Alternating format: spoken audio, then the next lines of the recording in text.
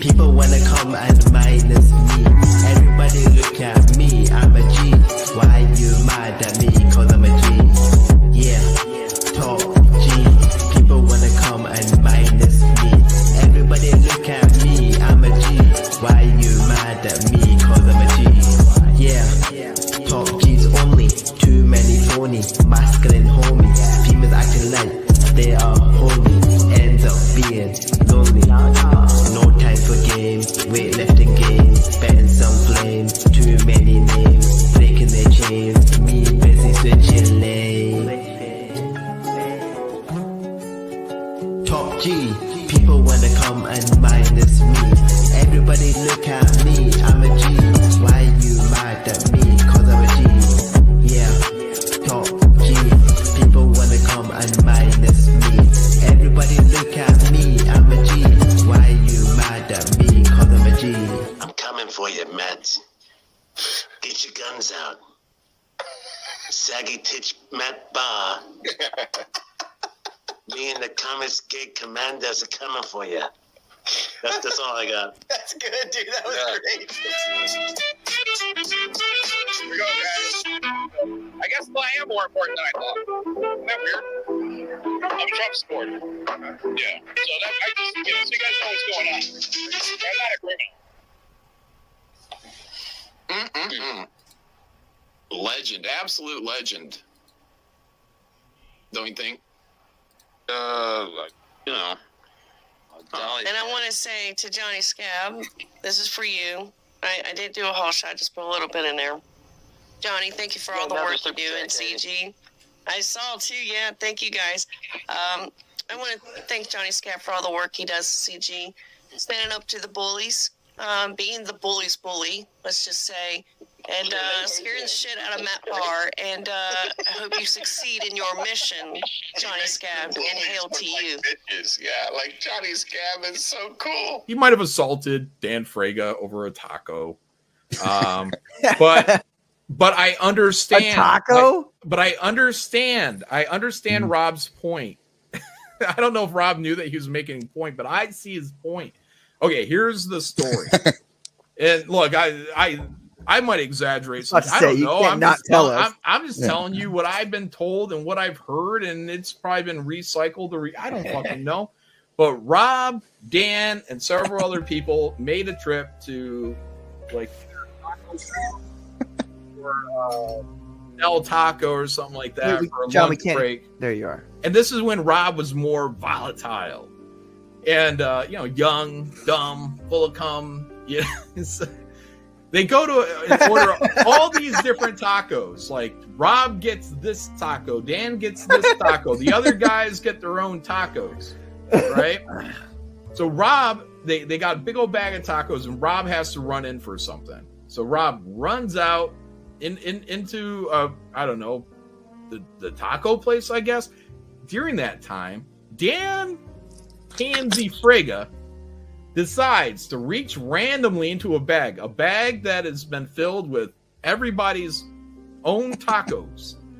He grabs one out at random. Now, you would think that any logical wise man using their brain would look at it and say, let me make sure this is my taco. You say, that's not my, hey, who ordered this? Here's a taco. Right. No, Dan grabbed a random taco out of the bag and bit it. And as he bit it, without checking it or testing it or opening it up or inspecting anything, not having any consideration for anybody else in that vehicle, he realized when he bit into that taco was Rob Liefeld's. You don't eat Rob Liefeld's fucking taco. And look, he might have got assaulted from that. He might have got berated in front of his peers for that. And I say, look, man, Rob at that time was 20, maybe 23, 24, 25 years old, making a lot of money. And maybe even at the point, this might even been closer to 95, 96, where everything's starting to wind down. He's looking at this office space. He's looking at people that are fucking off while he's trying to keep the work going for all these guys. And then he finds out his buddy Dan is out here just grabbing a random fucking taco, not inspecting it, not caring about whose taco he's biting into first. And as someone, like I was in the army, went into the army, and I understood that attention to detail matters. And why it matters? Why does it matter if you fuck up your bed? Because if you're fucking up your bed, or if you're fucking up any other of these minor things that mean absolutely nothing, if you're fucking those up, then you're probably fucking something else up that might be more important. So you're hitting it into their head, attention to detail. And there was zero attention to detail when Dan Fraga just randomly bit into a taco, which could have been anybody in that vehicles. He didn't care. He didn't care because it's Dan Fraga's world and everybody else is just living in it. I was sat outside on my doorstep in Brixton, and some people thought I was homeless.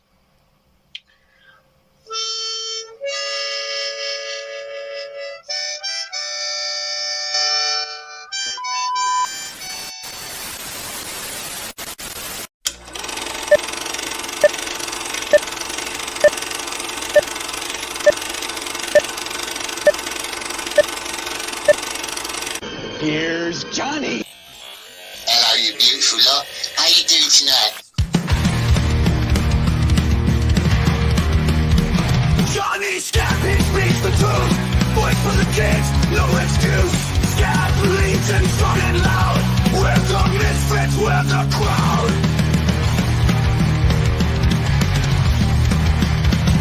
On the screen he shows the way. Through the rules we won't obey. World's gone mad but we stand tall. Scab Cast fans will never fall. Rise up, Scab Nation. Johnny's voice of our frustration.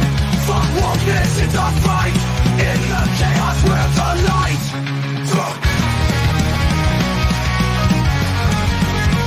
We're the light. On the screen he shows the way. Through the rules we won't obey. World's gone mad but we stand tall. Scab Cast fans will never fall. Rise up, Scab Nation. Johnny's voice of our frustration. Fuck wokeness, it's a fight. In the chaos we're the light. Throw aside your fear and doubt. Let your inner fire shout. March together with belief. Johnny's words bring our relief. Rise up, Scab Nation. Johnny's voice of our frustration. Fuck wokeness, it's a fight. In the chaos we're the light. We won't break. In Johnny's name we reawake. Scab Cast warriors unite. In this journey we ignite. We ignite. We're the light. We won't break. We won't break.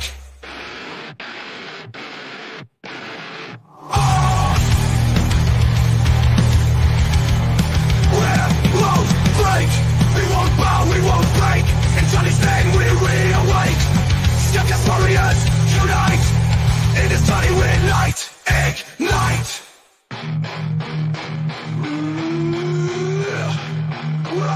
We're the light. We're the light. We're the light. We're the light. We're the light. We won't bow. We won't break. In Johnny's name, we reawake. Scab Cast warriors unite. In this journey, we ignite. Won't bow. We won't bow.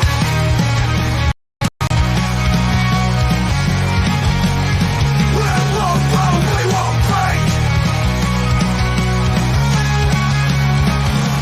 We won't bow. We won't break. In Johnny's name we reawake. Scab Cast warriors unite. And inside we ignite. And ignite. We won't break.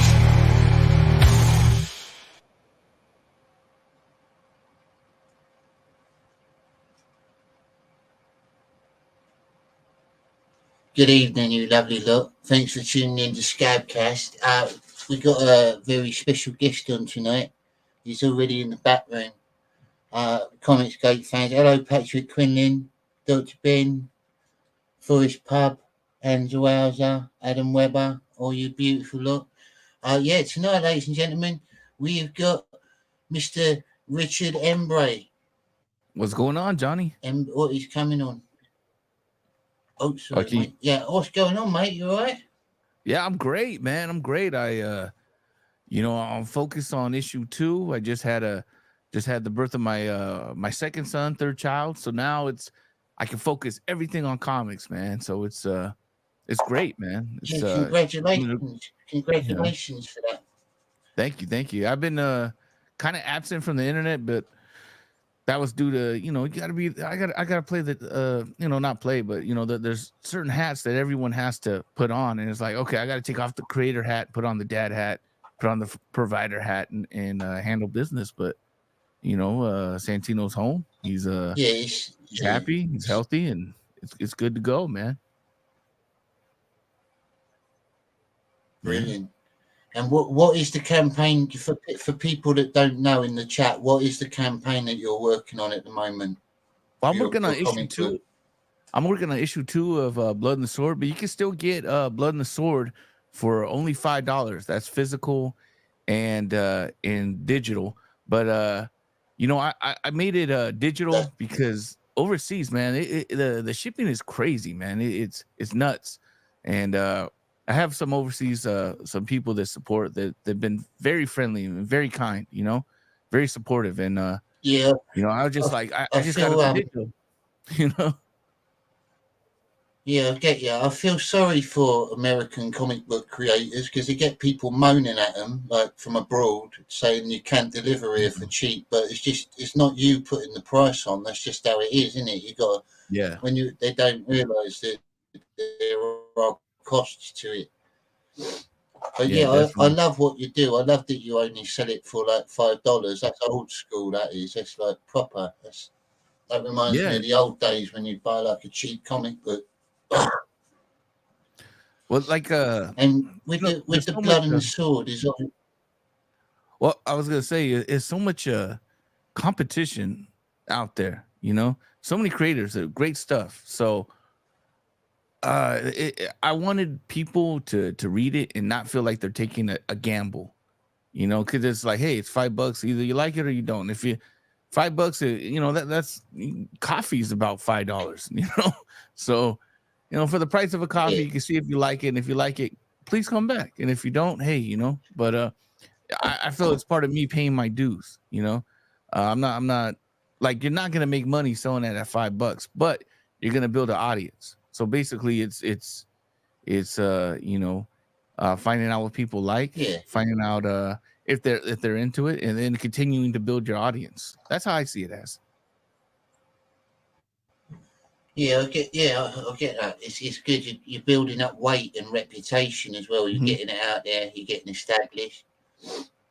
Definitely. The way that you do it, if eventually you do design a bigger book that might cost a little bit more, your readers don't mind paying that little bit extra because it's not something you do all the time. It'd be like a special edition or something, or it would depend on quality, page count. I think page count matters. If they see a real huge improvement in art, they're like, oh well, you know what, that took a little bit more time, so that took a little bit more money. So it everything comes into play, but it's still still good price, so I still, for me, because I don't have like 20 years in comics, I never got paid as a professional to be a comic book creator, so I gotta take a little different approach. I gotta do a little bit more it's more of a humble approach because like I'm building my audience, so with that it's like, profit and all that, it's realistically it's not there so much yet. I'm just looking to break even while I'm building the audience. Now once you have that audience, then it's a little bit easier to navigate.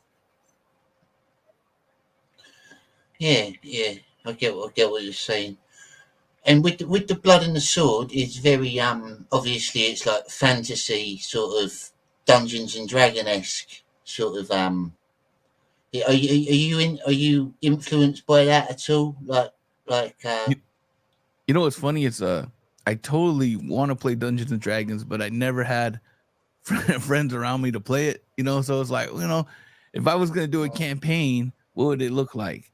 And so that's kind of like where the foundation of Blood and the Sword is. Like, this is if I was a dungeon master, this would be my campaign. You know, and then with my daughter, kind of adding a character to it with a character named Mango. You know, alligator humanoid, and now it's more of a you know, like a family experience almost. You know, but like with me right now, I still want to push action. I still want to push you know, maybe a little bit of violence. I think if you read issue 1, it had some, you know, it had some blood and some, like, you know, blood and swords in it. You know, so but yeah, it's inspired, uh but it's inspired by a lot of stuff that's already inspired. Like Skyrim is an inspiration from it. Conan's an inspiration from it. You know, so there's multiple things yeah. that it's inspired by, but those things seem to be inspired by Dungeons and Dragons anyway. So it's like almost like a third generation inspiration. You know,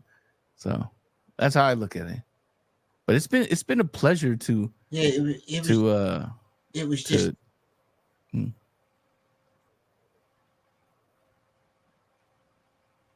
yeah. I think your when I saw your artwork, it struck me because I'm someone who plays Dungeons and Dragons like now and again. mhm.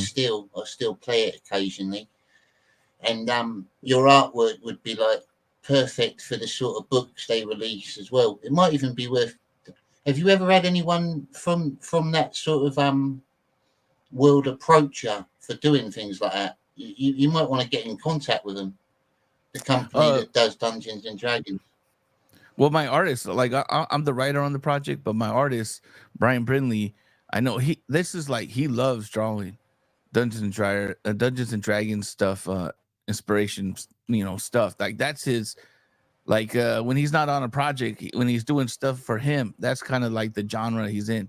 So I don't know if he's done any stuff like that, or if they approached him or other gaming companies, but that would be cool, man. I hope he does. Like, but and that's where, like, when it came to like, hey, I have this idea for like a fantasy comic book. I worked with Brian before on the last goodbye, and so I think he's having a real fun time drawing this because it's like it's in a circle. It'd be like, you know, Johnny, we want you to do this, you know, and depending on the whatever you know, type of music, you know, they'd be like, yeah, like I would assume this, like, you know, chords, you know, this, you know, that, you know, like you could probably do a song, but if it's like your genre, this is like your wheelhouse, like you would be more willing to bring something extra to it. So that's where the choice Yeah, for Brian was like, man, this is what he loves doing. So why not pay him to do something he loves doing, you know, and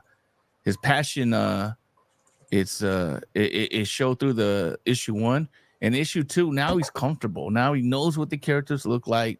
You know, in a way, these are his characters as well. You know, so he knows what he looks like when these characters move. He knows how they move. He knows how they are, and you know, he's not afraid to add some exaggeration because it is comic books. It's not photo. It's not photography. It's comic books, so it has to have some expression and exaggeration. And I think that he does that with the story well. He gives it that exaggeration that's needed. That's you know makes storytelling a little bit well, it makes it special, makes it fun. yeah. And you mentioned that your daughter's like based in the story. Is that the thing that inspired you to write it? Was it sort of like an over the top fairy tale that turned into a comic or something like that? Well, it was like this. It was I had The Last Goodbye came out and it funded. And then I did I tried to do a comic book called The Devil from Talon Flats was going to be a western. And there was a lot of things in life going on, but lot of great stuff going on, but unfortunately, the only thing that didn't or wasn't successful at the time was the campaign. So I was like, you know what? I'm gonna take a breather from comics. Let's see the marketing went wrong. Let's see where campaigning went wrong, promoting went wrong, and all that, because I'm not gonna blame like Comicsgate. Comicsgate helped fund the first one. They were great. This one wasn't successful, so it's like, okay, what did I do wrong? So because I see that a lot of people like it doesn't fun, and then everyone wants to blame Comicsgate. Oh, this that. Nah. I was like, what did I do wrong? So I was I was playing Conan, and there was this alligator and it was biting me, and my daughter loves animals, and she's like 4 at the time, and she was like, don't kill that alligator, Dad. And I'm like, why? She's like, it's my friend. Tony hates when I tell this story. She's like, that alligator's my friend. I'm like, it's not your friend. Like, if it's your friend, give me its name. What's his name? And she says Mango. And I was like, oh wow, alligator humanoid named Mango going on Fantasy Quest. Like everything hit, it was just this creative explosion. And so I was like, okay. So I hit up Brian. I was like, I got this idea, man. My daughter kind of like just influenced this creative wave. And he was like, dude, that sounds cool. Let's do it. So I wrote that up. I wrote something up. I wrote a script. I contacted Vince Moore. He's my editor. And I was like, man, Vince, I got this. He's like, shoot it, and he just like with Vince, he's a great editor. He lets you tell your story, but he takes it from if he's a reader, like, okay, this needs to be more clear. This needs more clarity. You can cut this. We already said this, so you're just doubling back, so he kind of takes that approach. But yeah, so that was it. And what I did differently was, it's 20 pages, but I was blessed enough to, finance those pages myself. So when I'm bringing it to market or bringing it to the campaign, it's already completed. It's ready to go. So again, I wanted to make everything like just either you absolutely didn't want to buy it or you're just not into fantasy. Like I wanted to take away every thing that would make you say no. So price, hey, it's $5. Is it ready? Yeah, it's ready. It's ready to go. Do I have history of shipping? Yeah, I do. I have history of shipping and fulfilling. So it's like everything everything that would make a reader hesitate. What's up, Katie? Everything that would make a reader hesitate, I wanted to take that away, and that's what Blood and the Sword I feel did. And the response I got was pretty good, man. We had like I think we're at, let me check, 232. People backing it, so it's been good. It's been good, and that's what I wanted. I wanted readers, because with readers, first you gotta. I feel like this. It almost sounds like Scarface, with comic books. First you get readers, then you get customers. And I think if you can get readers first, then the customers will follow, because customers will just buy anything. But a reader was like, okay, I'm gonna go look for this comic. I enjoy this comic, and what else? I like this comic so much. I want to buy the shirt. I want to buy this. I want to buy that. But it's been great, man. It's been great experience.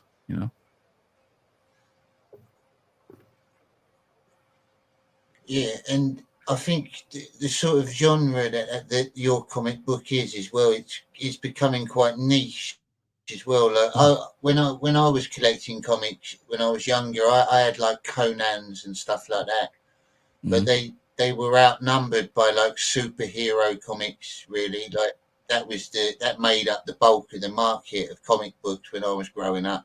Definitely, yeah. And it was good to see. It's good to see like fantasy comics being kept alive, like in a good way. It's good. Yeah, I mean, it's and for the people in the chat, it might not have. Oh, you know what? I can give you the link. Sorry, I think there's a bit of delay. People in the chat that might. Yeah, do that, and I'll post it in the chat. One of my moderators should have done it by now, but they're being slack tonight. Katie usually has it. Katie usually has it on deck. After she's done saying hi to everyone, she'll She'll probably put it up there.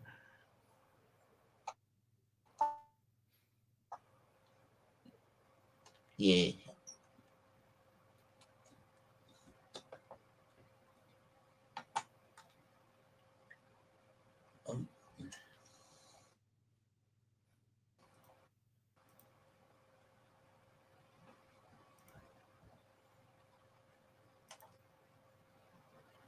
It seems like there's a tiny bit of a delay as well. My computer's going a bit odd. Mm.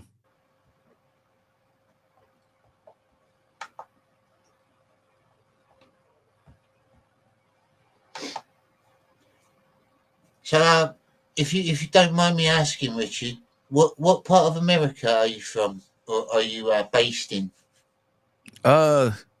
California. I used to like I grew up around in Orange County, like Anaheim would probably be like the most outside, like I want to say 30 minutes from Los Angeles, but now I'm pretty much in between California and Arizona, which is weird because it's like half California. Well, actually, it's more like pretty conservative, which I like. I live by a lot of like cops, retired cops and border agents. So it's a lot of law enforcement around me, which is cool, man. Because you got little kids and it's a small town, so they know you. They know who goes to your house. They know what your kids look like. They know if someone's out of place, or they we watch out for each other over here. We watch out for each other's kids over here and stuff like that. So it's really I know California, a lot of it gets a bad reputation. There are some weirdos out here, but there are some like sections that are like really, really just normal. People just trying to make their living and go about their life, provide for their family and continuing to just go on. And it's so it's cool, man. It's fun. Yeah, California is a big place as well. A lot of people, like you said, they just label it all as one. But you got the city parts, you got the mountains and stuff like that, and the more like rural areas is a big lot of different types of people coming together.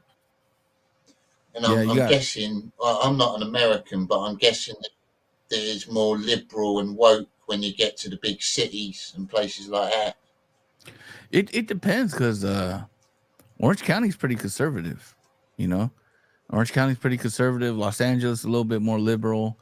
Right. San Diego, depending on what area, it can be conservative too, because they're really some well-off places that are very very, very rich, old money, up and down the coast, that you would be surprised. It's dumb as pretty conservative, because you got beach areas, and then you go like inner city, and then you got like wine tasting, areas, and then you got, like, you're talking about the mountains, the Big Bear, the like rural areas, and then you got like, man, Bakersfield has like oil areas, and it's just all over. And the closer you get to Oregon, it's just way different too. Sacramento's even though it's a city, Sacramento's a way different city than LA.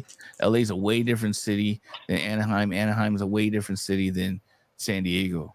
And but it's still a city, but it's like 5 or 4 major cities all in one. And around these cities have other cities, and it's a lot of things going on. But what I liked it is a lot of comic book conventions around here. Like there's a comic book, and like, well, of course they have the San Diego Comic-Con, but they also have WonderCon in Anaheim now.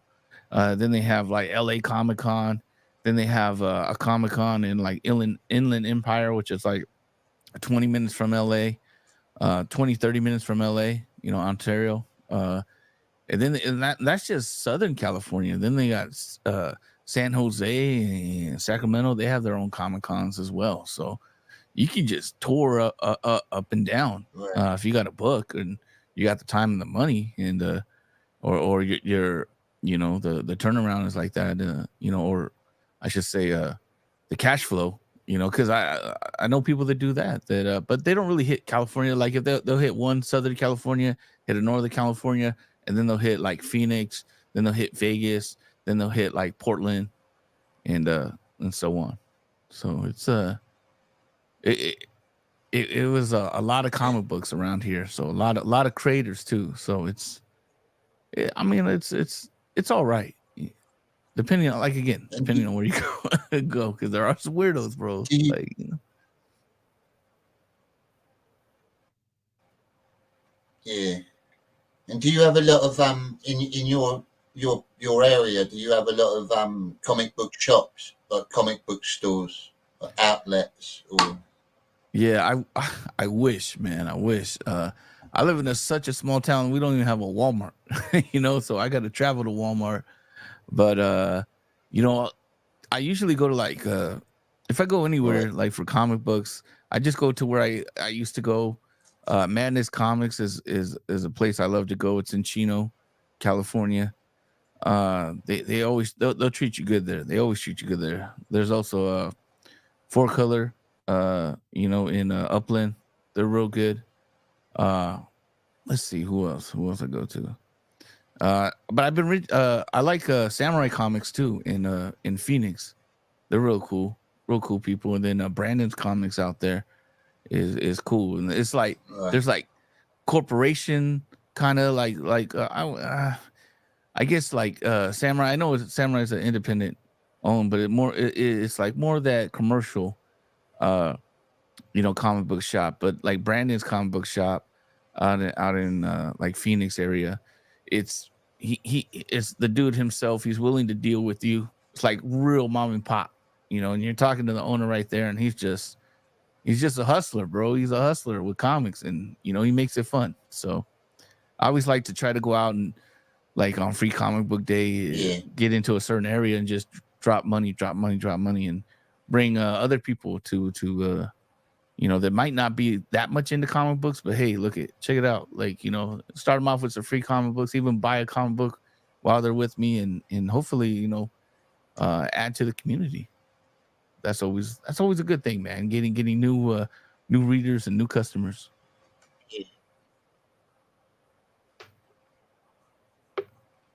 Yeah, very true. Comic book shops are dying off in England, and the ones that are left are sort of like a mix of like sort of all round nerd stuff with a comic book section. Oh, we got a friend of mine coming in as well here. We got Dr. Ben, a friend of the show, in the green room. Cool. Gentlemen. Hey, how you doing? Scab? Richard. I don't think we've ever talked before, Mr. Embry. But I think we follow each other on X or probably, yeah. But that's what's great about Comicsgate. If you just hang around, you're gonna meet a whole different section of cool people, and then you meet a whole different section of cool people. That's why when people get like dissatisfied or whatever they're going through, and then just start blanket statements about Comicsgate, it's like, don't do that. Don't. There's so many cool people out there that you can talk to, and just, you know, whatever it is, if it's help promoting or just, you know, killing time. There's so many cool people. Like it's weird, you know. So glad to meet you. Awesome. Yeah, I just had I shared a link to the Commando show the other day, Dr. Ben makes comic as well. He's an illustrator. Yes. Cool. Cartoonist. Some call me the epitome of underground comics. That's cool. It's not. I don't claim that title myself, but can't stop other people, you know. Is my thing all laggy too? It looks like laggy on my screen, or it looks like I'm laggy. It's probably just my background thing. I'm hearing you fine. Okay. Johnny's a little laggy, but you know, it's overseas, man. You know, so I believe they have him on several watch lists over in England. Yep. See, they've already got him. Removed him. Oh, got him. I said Comicsgate like 4 times and it got him banned. No. I should have said just CG, you know, just CG, you know, just. But yeah, man, it's fun, man. I like creating comics is fun. Promoting comics, talking about comics, reading comics. It's just fun. It's just so fun, man. Yes. All right. Yeah, I had to reload my screen. I had to refresh it. It was lagging too much. Does it make it worse when they have the background thing on here? Like I have the. I don't know. Probably on my end, because I've got like an ancient computer. Is a pile of shit. Let's see if this changes it. There we go. So have you seen Richard's work, Dr. Ben? I remember seeing the cover for like Richard's comic.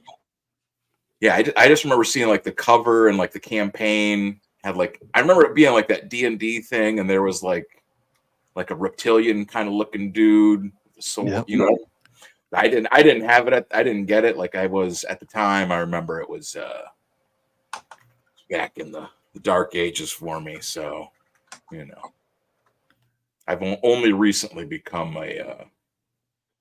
awakened out of the dark, left the realms of Pan. Is issue 1 still available then, or is it?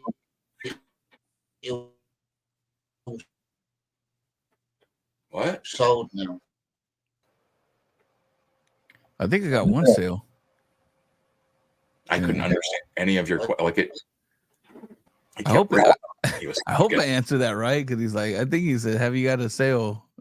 Or maybe that's just me, like the creator in me, like another sale, great, So, but you've got your thing up. Blood and Sword is your thing that's up now. Is that right? Yeah. I got issue 1 up. Issue 2 is completely finished. We're just coloring it and then lettering it, but it should be up shortly, man. It's gonna be fun because with this, it's when the first campaign, I just wanted to do just the comic, just the comic and a shirt. That's it. Keep it real simple. Because why do all this other stuff and trading cards, blah blah blah, if it doesn't even work? Let people experience the comic and make their decision. And then I've had a lot of great feedback. So now it's like, okay, now I'll do a trading card. Now I'll do a little bit of other stuff and add more to it. So I'm excited for that. I want to do a trading card for the first 100 backers, the physical backers. They get a trading card, and at least a different one, and then maybe do some tier goals, stretch goals where as we get more money, I find different ways to thank the audience. So that's all in the grand scheme of things.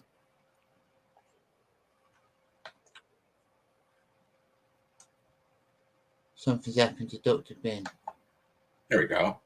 Yeah. All right. Yeah, this is his. So you're saying you're doing like the next issue, or you're doing like a.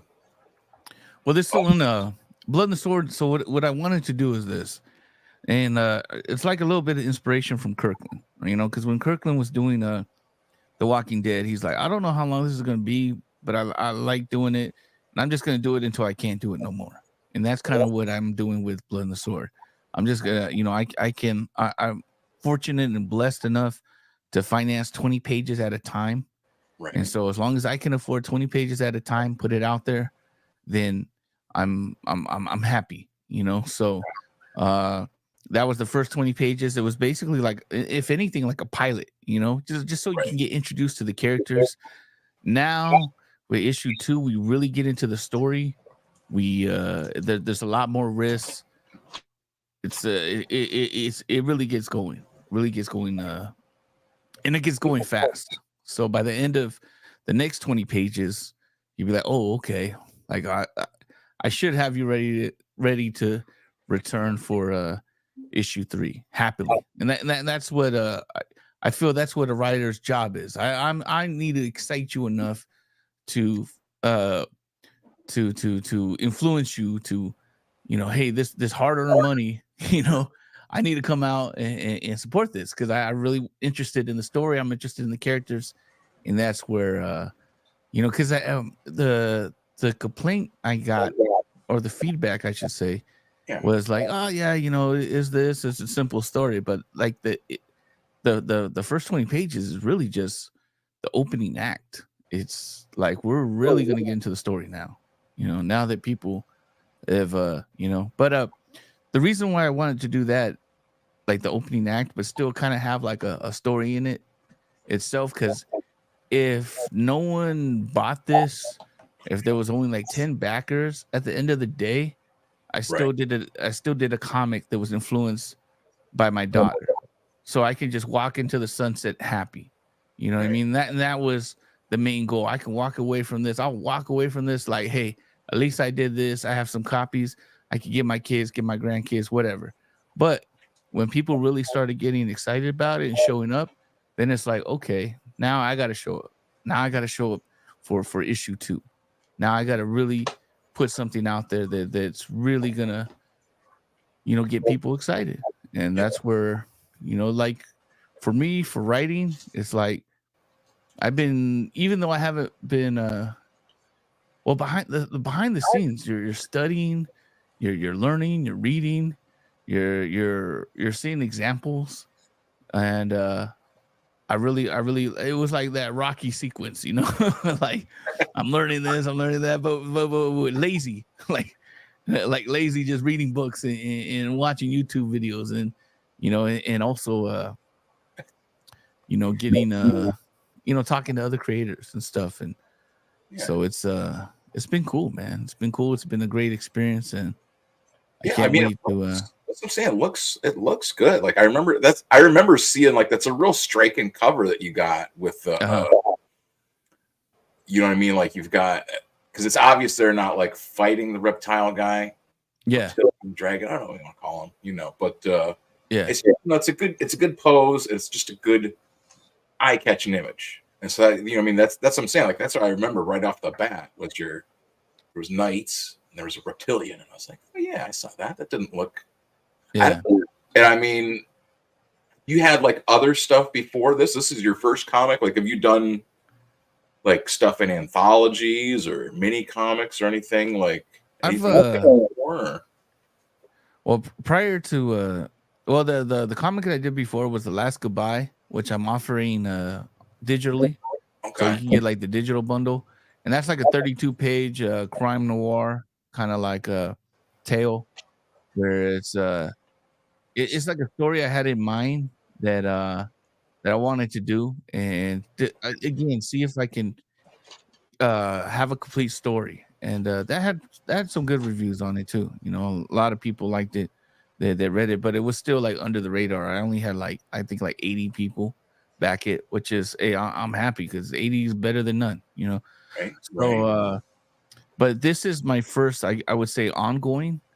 Actually no, it would be my second. The first ongoing project I tried to do, which is like, I was going to like WonderCon, LA Comic Con, Long Beach Comic Con, and I had a comic called The Port.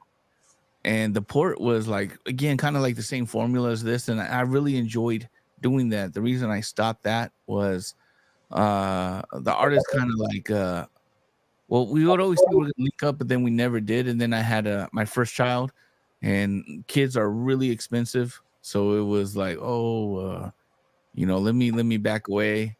And then I came back and re-released because I had The Last Goodbye out too, but it was just in black and white. So when I took it to like crowdfunding, I got it colored, and that was great practice for me, because I was like, how is this crowdfunding like fulfilling? How is this going to work? And I had a comic already done, at least the artwork done. Right. And it was great practice, because everything that could go wrong went wrong. Everything. Excellent. Everything. Excellent. That's like, so it's like I was so prepared through mistakes. Like, I'll give you an example. I had a shirt there was my friend owns a shirt company, you know, and you know, so we're getting ready to fulfill. I'm just waiting on shirts. Prince already came in, and he actually ends up catching COVID, and his employee that prints the shirts ends up catching COVID and passing away. And my friend goes in the hospital in a coma. Like, he's still alive now, you know. So his brother like brings in another guy that, you know, some quick labor, prints the shirts, but he printed it wrong. So I just ended up giving people 2 shirts. And Okay. Well, you know, so it was you know, got my visit blood in the sword. Thank you, Dennis. Well, we got a super chat. well, yeah, it's Yeah. Thank you very much, Dennis. I appreciate it. on before. It was Digital on the version of blood in. Nice. Beth. Fainting. Excellent. Dennis Rodriguez, yeah. Thought so. Well, so that's He's That's been on Scab Cast quite a bit. yeah.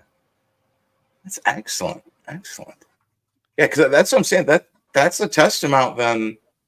Like, it's not your first comic. You've been like building up your fan. That's how, I mean, that's Yeah. what everyone does if you're a creator, is you just start making stuff and just keep building. So I mean, it's awesome. That's what I always like to see, like just people that are like succeeding. You're like 233 backers, and I'm not, well, it has it on there anyways. You know, the bottom of your rewards, possible rewards, is the retail package, right? The retail bundle.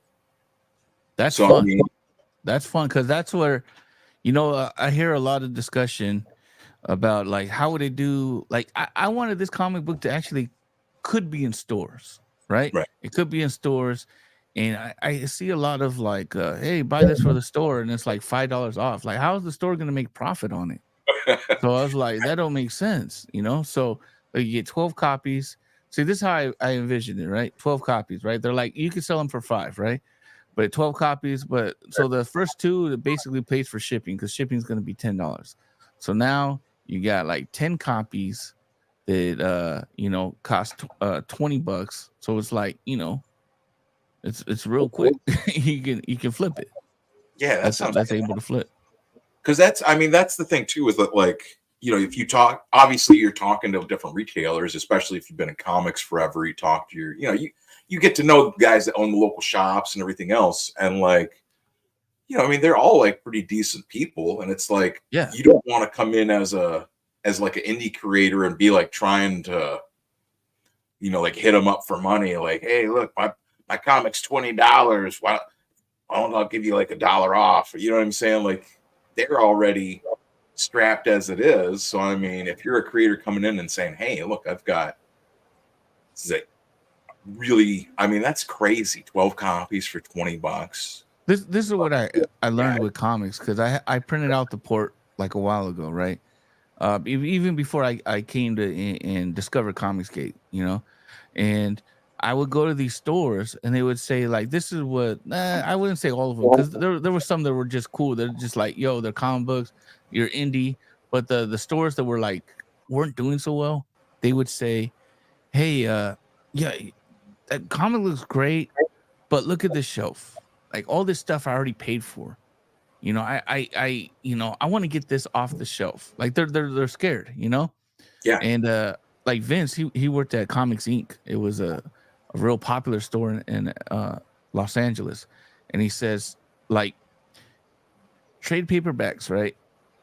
It take up this much space, the spine space. With the floppy, you got to have this much space or whatever. You know what I mean? For the cover. So it's like, it's all about space.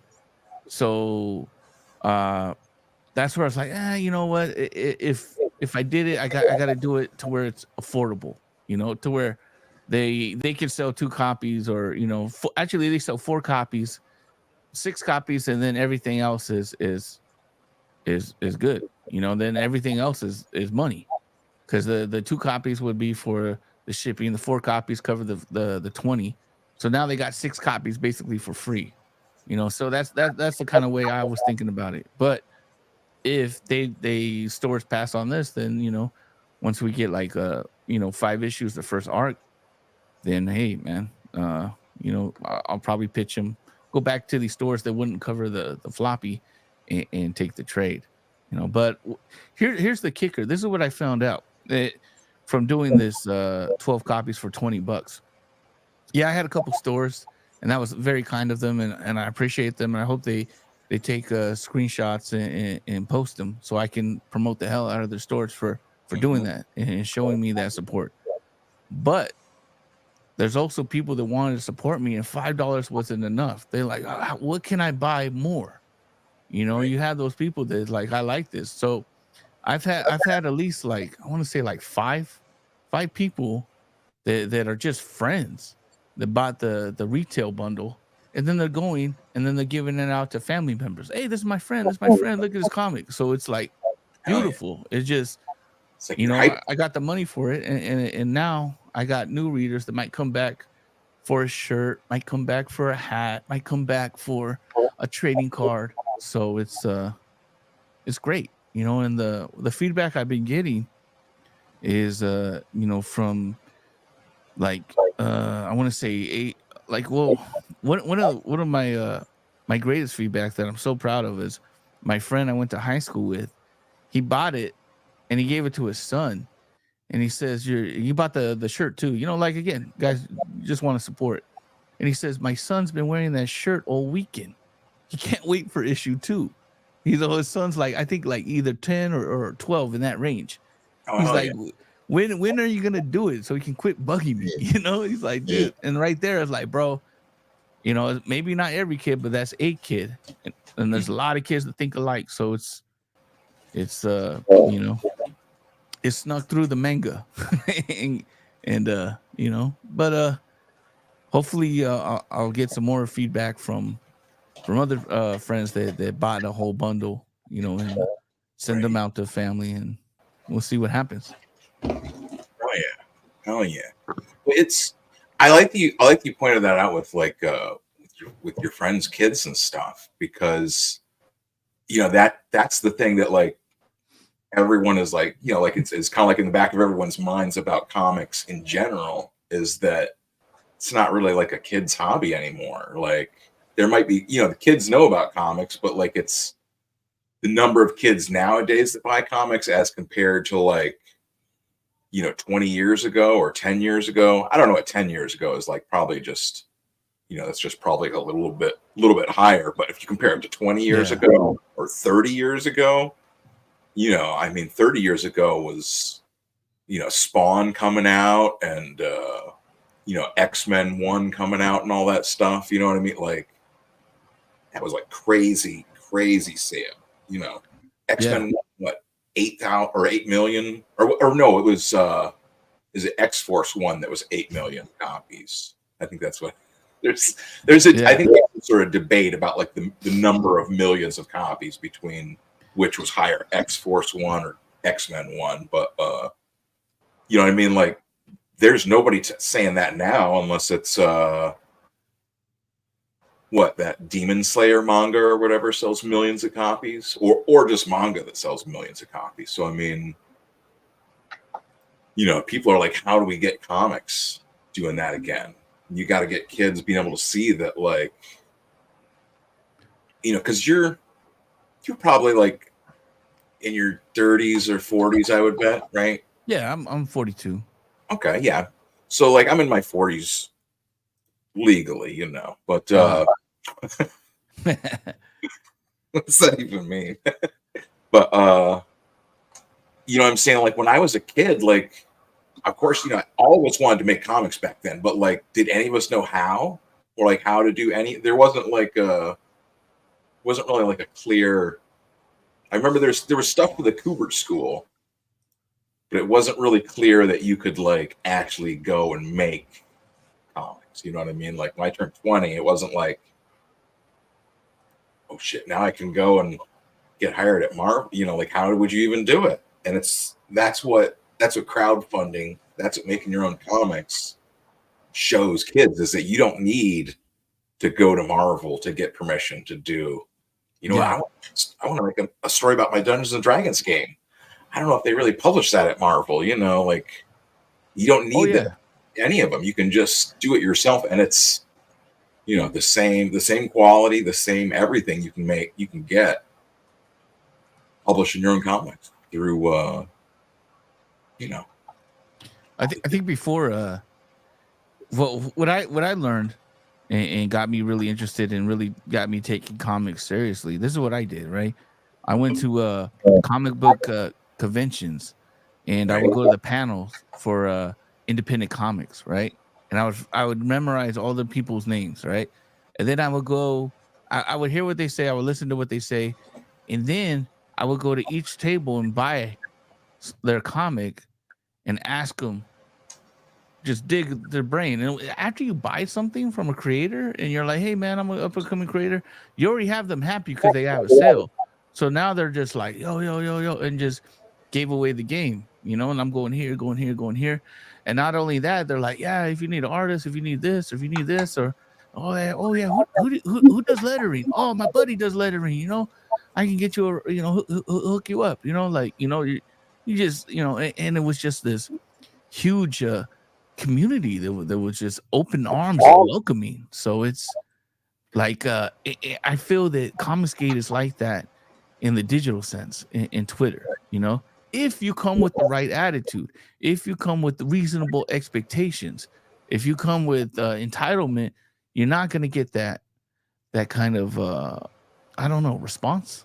you're not going to get it. It's going to be a little bit more stiffer because, you know, it's just I think you know, this crowdfunding era, they've seen creators, but they also seen people that were in it for the quick buck, and the fans are getting sharp, they're getting smart, and they're looking at red flags that they can tell the difference. So even if you're not your intent, you want to come in and you want to do that, if you're displaying those red flags, people are going to see it. So it's best to just come in and just have a good time, man. Support others, you know, and start building your network and start, you know, just being you, I should say.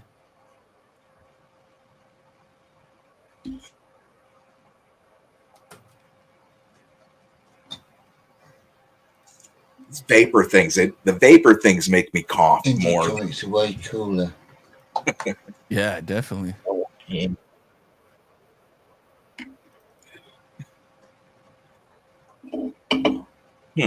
Yeah, they do. I tried one of those vapes. And they just fuck your throat up. It's weird. I like them because they're just simple, you know. Your throat tastes still fruity.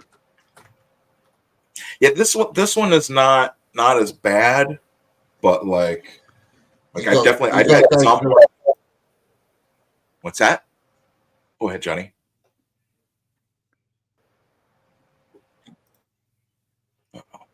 Is he paused? I think he is. It might be. It's just broke up there, and I think you started, and then there was like a 10-second gap, and then you came back, and you're like, oh, blah, blah. I took that time to send Dennis's comic, so I was like, yes, instant fulfillment. You bought the digital comic on the show, and he could probably read it by the end of this. That's technology. He sent him the digital comic as we're speaking. That's fantastic. This is the cyberpunk future, I think. This is the new era. Wow. Right here on the Scab Cast. Johnny. It does have a villain. Like a boss baddie. Possibly.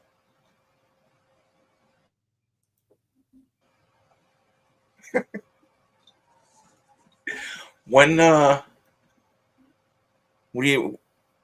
the next episode of Malin's Mysteries coming out, Johnny? to nail you down I here. can't give you a definite.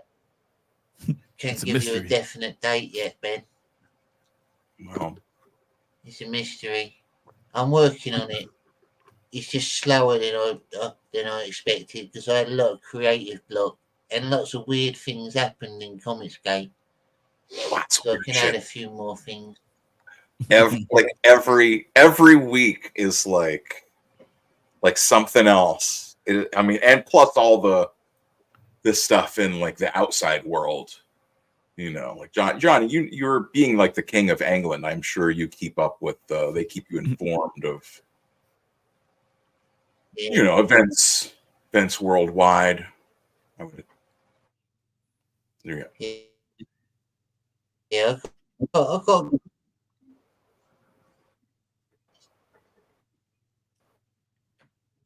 a bit of a cliffhanger, maybe a bit of suspense.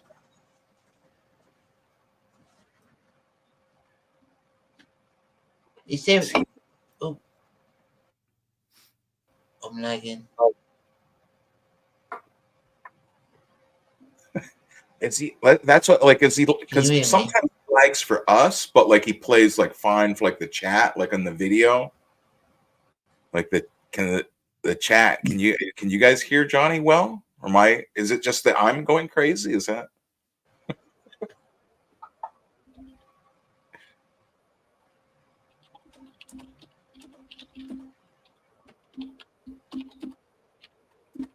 I think I'm lagging now and again, Ben. That's all.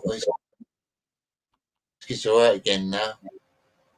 When that screen was up, I was lagging more.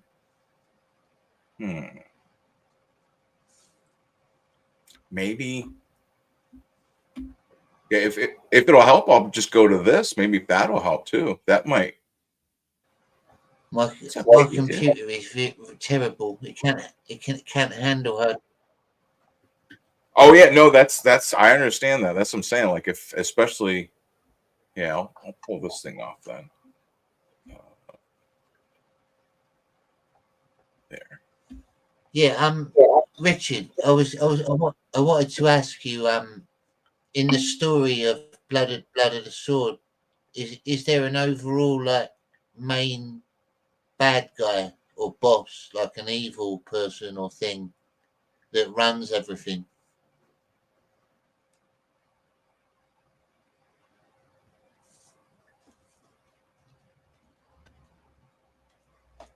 Is he Forest Pub in the chat? If that's the case, then I think he is. I wonder if it's just. Oh yeah. There we go. Yeah, I'm sorry. I was like coughing. I was like, man, I had to get a drink of water.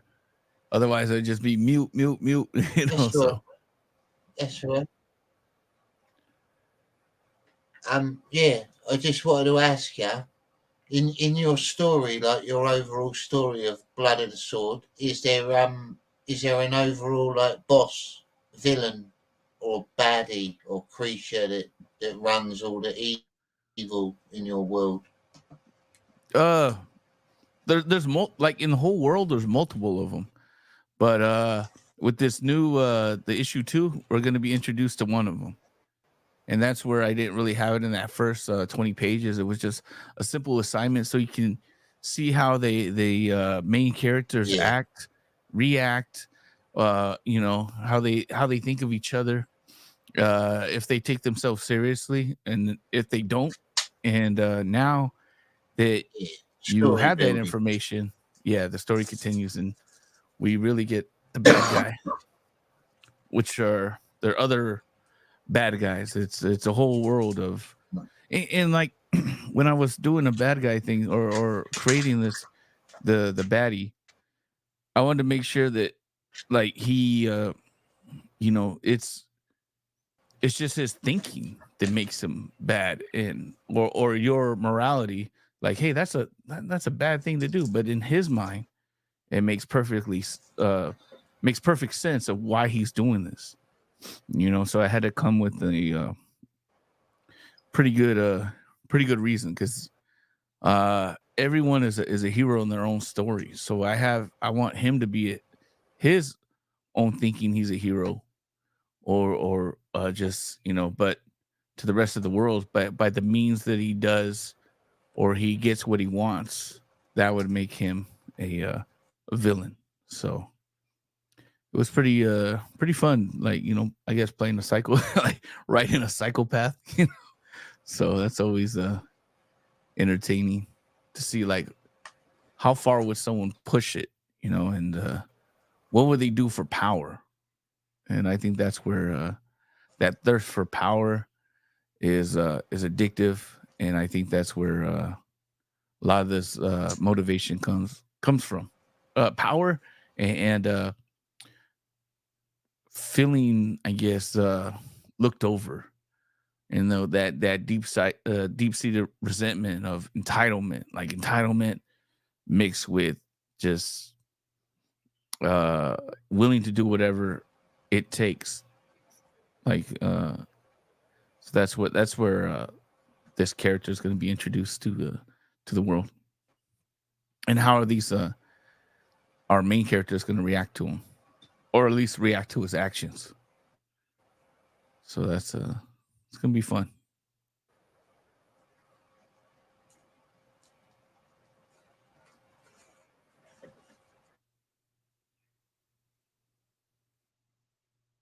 Or did I get delayed?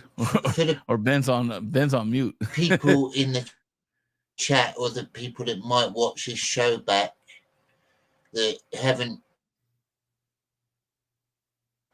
how would you break down your story to sell it to them? Like, what's like a little give us a little teaser of like the overall arcing story from 1 to 2. Sure. Blood and the Sword is about two blades for hire that they end up taking a job gig, and this gig ends up leading them into like a life-changing experience. And so that was one. And then what happens is basically they're going to return to a kingdom that they think is everything is good, but it's it turned into chaos. And now the young prince that is the next in line, is his life's in danger, and that's where their paths are going to cross in this one. And like I said, it's going to be a lot of action, man. It's going to be a lot of action. And the last panel or the last splash page is I'm looking forward to people's reaction, because that's when you get that, it's hopefully I did my job as a writer, and you're like, okay, I can't wait for issue 3, and that's the main goal. So I wrote it with that intention. A little bit of mystery, it's always good, but not so much mystery that is confusing. So I would say it's when our heroes return, if the elevator pitch would probably be like, our heroes return to a kingdom in chaos and a young prince whose life is in danger. Blood and the Sword continues. Because with like 20 pages, I can't give away too much. I want you to enjoy it. Just yeah. I think I'll still post. Yeah, I don't want you to give it all away. It's just like.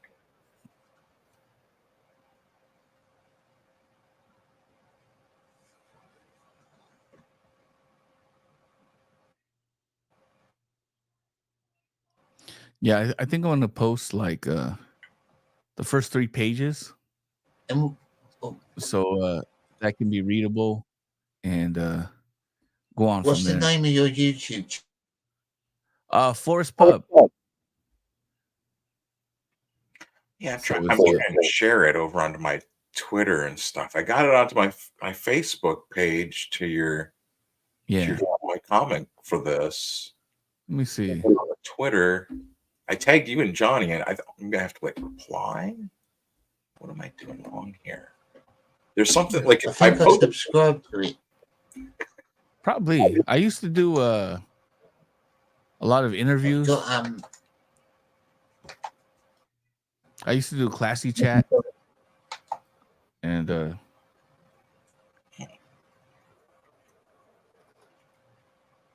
This is so bizarre. Like every time I post it onto Twitter, it just like posts the name. It won't post the link. Watch old guys try to figure out computers. I don't know. How does it work? It's like a typewriter, but it's connected to the. Okay, well, I'll figure out. I posted it nonetheless. I tagged you on there, so There you go. I'll put it in the private chat. Maybe if YouTube link. Maybe if I copy that.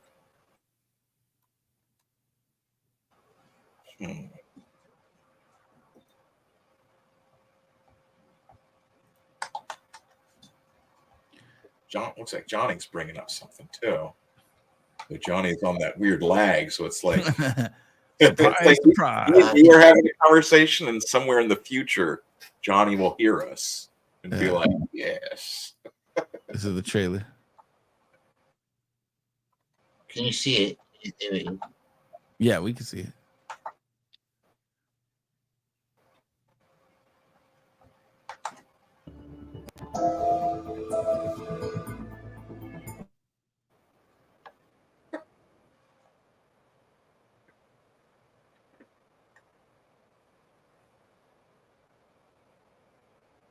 I think it froze.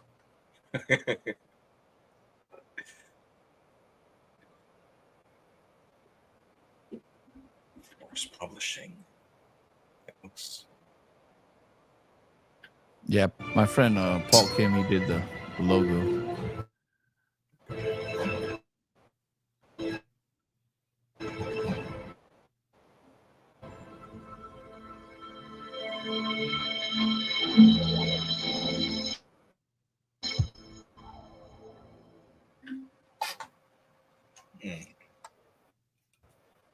How's it good? I'll put the that's the one that's on your YouTube, right? Wait. Yeah. Okay. I mean, that's the campaign trailer.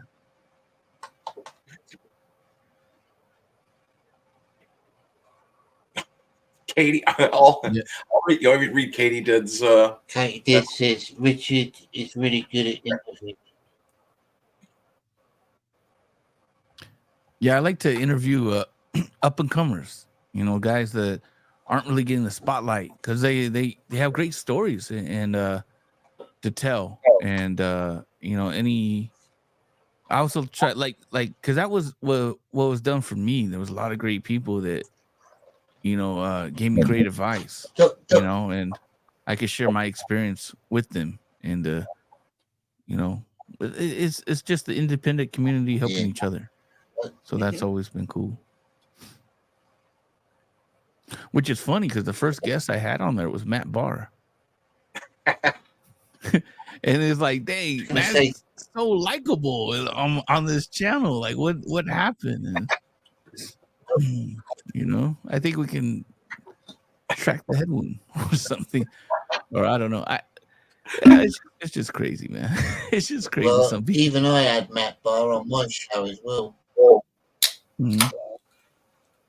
Never had him on my channel. I never will. Cause it's crazy. Matt, like he would reach out all the time, like, "Hey man, come on my the one he did on Monday before Kings, pre-Kings. Come on, pre-Kings.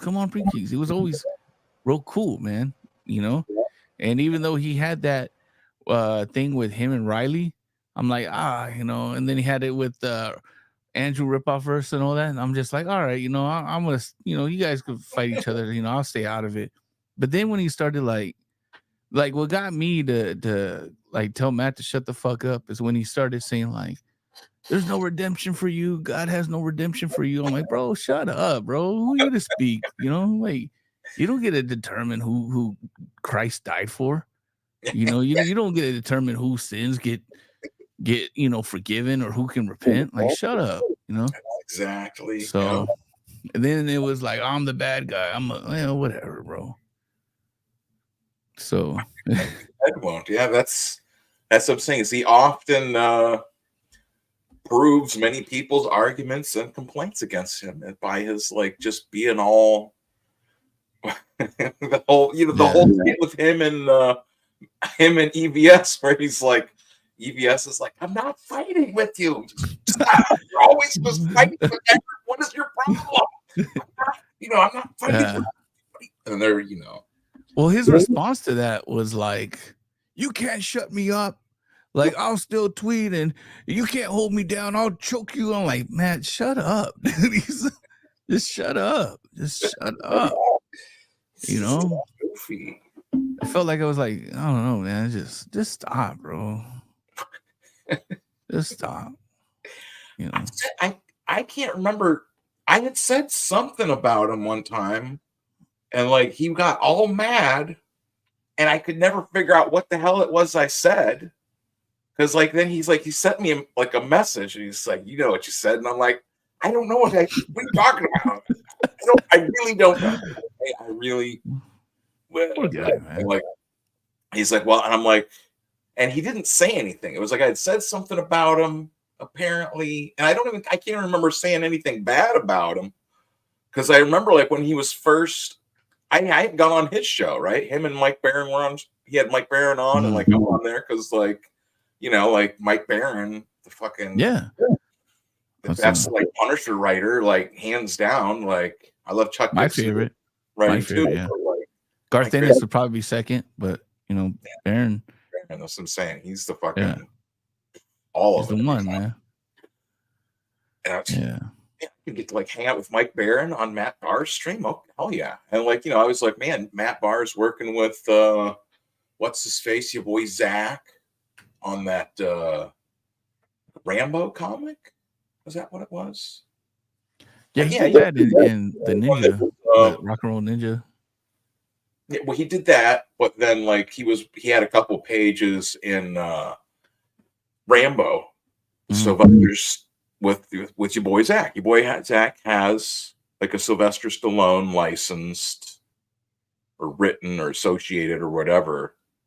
Now they're not hanging out, but like he licensed him a story or whatever.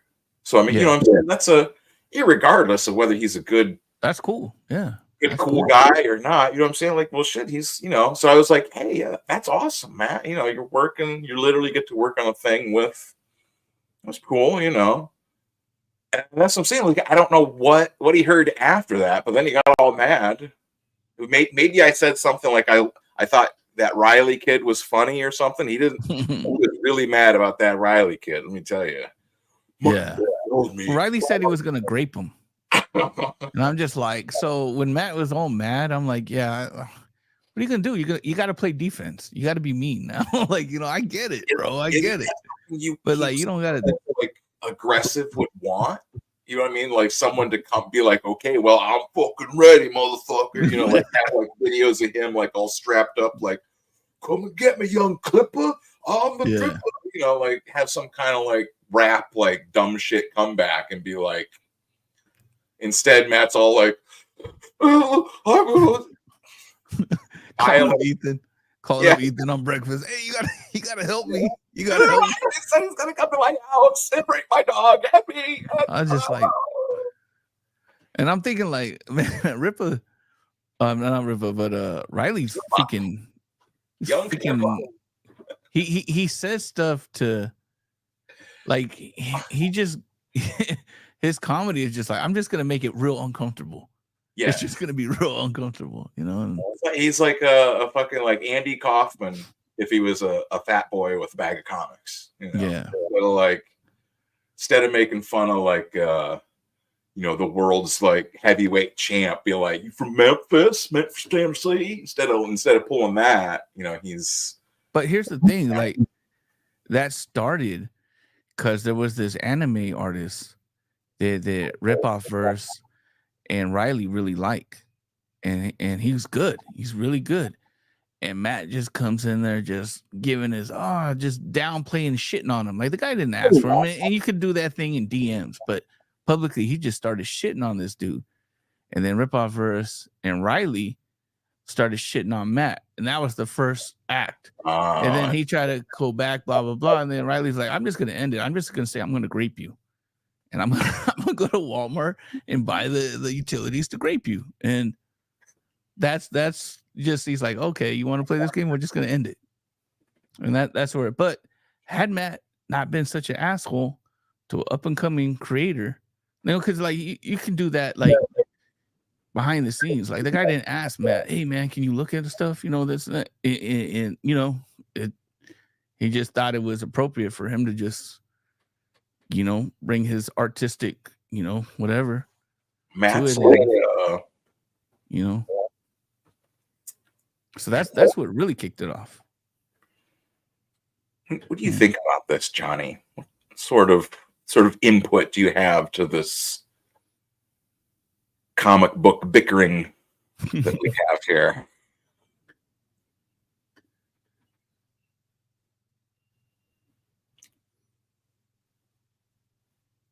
You're muted, I think, Johnny. I can't. Yeah. It's because he has the monkey head wound.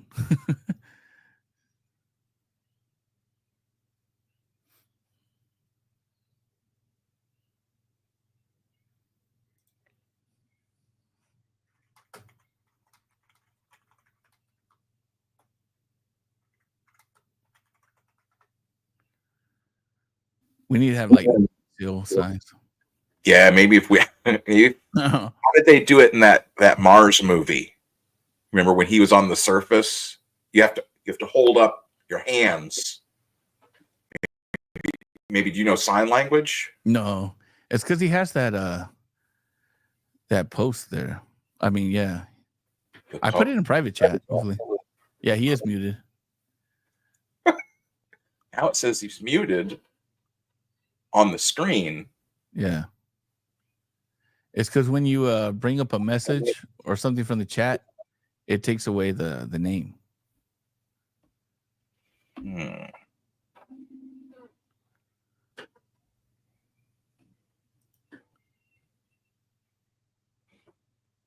Still can't hear nothing from you, Johnny.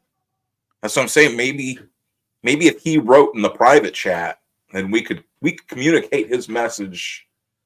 This is ultimately from Prince Charles, is what I would say. The rival for the throne, trying to information that Johnny possesses is being challenged.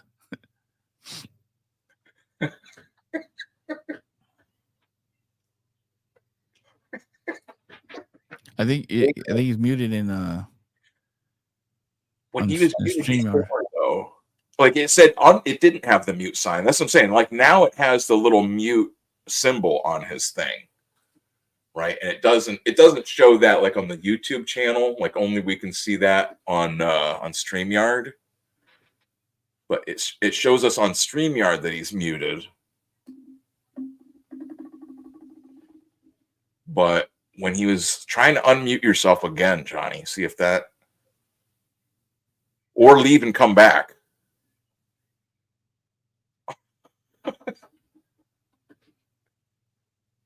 He's a real punk rocker. I mean, that is the thing. Is like imagine Johnny. Imagine if like the fucking Sex Pistols and fucking Johnny Rotten and Sid Vicious and whatever other weirdos they had with them, they had the internet and Wi-Fi and shit back then. They would have just beat up their modem, poured whiskey on it, and just stabbed it. They would have been trying to shut them down. Oh, yeah, that too. I'm back. My computer was so weird. I was trying to unmute it and it just wouldn't happen. Did you not hear my reply then when you asked me about Matt Barr? No, we didn't get to hear it, Johnny. Well, I said that I started off being like I was all right with Matt Barr. I tried to be nice to him. Ben does a show called Comicsgate Commandos, and we used to do that together. And I invited him on there a few times. And Scab, these mental outbreaks he has like moments where he becomes like an extreme Puritan and goes against different things. Becoming artist. He was very jealous when he wasn't made a Comicsgate king. He bullies women. Respect the man. He does targeted attacks against women and lesser creators, people that aren't as fortunate as him. He's just a bully. He's mental. He needs help. He needs to go to a doctor. Yeah. I think him blocking everyone is the best That's thing you can do basically for my view on him. Him blocking everyone is the best thing you can do for his mental health. Yeah. Because then it's like not visible, you know. And you know, if he gets help, man, more power to him, man. You know? Because it can't be healthy to be like tweeting about dog fucking all day. Like The people who around does him that? as well, people around him that he hangs around with and streams with, they enable him. They enable his. Yeah. Yeah, he's definitely it's for the audience, man. But that's just weird, bro. Like I did a review of this Animalize. Is that printed on pink paper? Yeah. That's that old school indie comic stuff, man. That's cool. Yeah. Well, it was it's a PDF. But like I just, you know, it was from like the 90s, like it tells you all about it, like in this thing. It was like literally like a Space Jam, like Hang on, 2 seconds. Whatever they call like the. I was trying to bring it up. Yeah, there we go. Oh yeah, Tiny Toons. Oh no, yeah, Space Jam. It's Space Jam. That's so cool. I can show you like the first couple pages. Yes. Oh shit, what's going on? It's great, you know. Yeah. Let's say I can show the first couple, but then it's so you know, like the idea that like Matt would be like flipping out. Like Ben has a Space Jam comic where it has Lola Bunny and Bugs Bunny fucking, and it's I mean, because that's what I'm saying. Like it's pretty explicit. It's like super, you know, super explicit. See, the first couple pages are fine, but then so I mean, would he be like crying about me laughing about that? Because you know what I'm saying, like it's. Who knows, man? Who knows? And they're like, that's the thing. If you see them, they still go on about that. That is like a continual, like every time him and like all them those other little runts are all get together. Mm-hmm. Him and Lord Raptor Jesus and Rizzy or whatever and Skizzy and Jizzy or whatever their names are. You know, like they're always.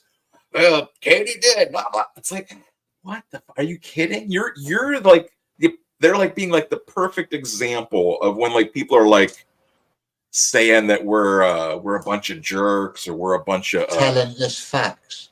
Right, but a bunch of misogynists. They hate women. It's like, what do they do? Yeah. They constantly like. That's my same problem with like your boy Zach. Right, is like after his thing.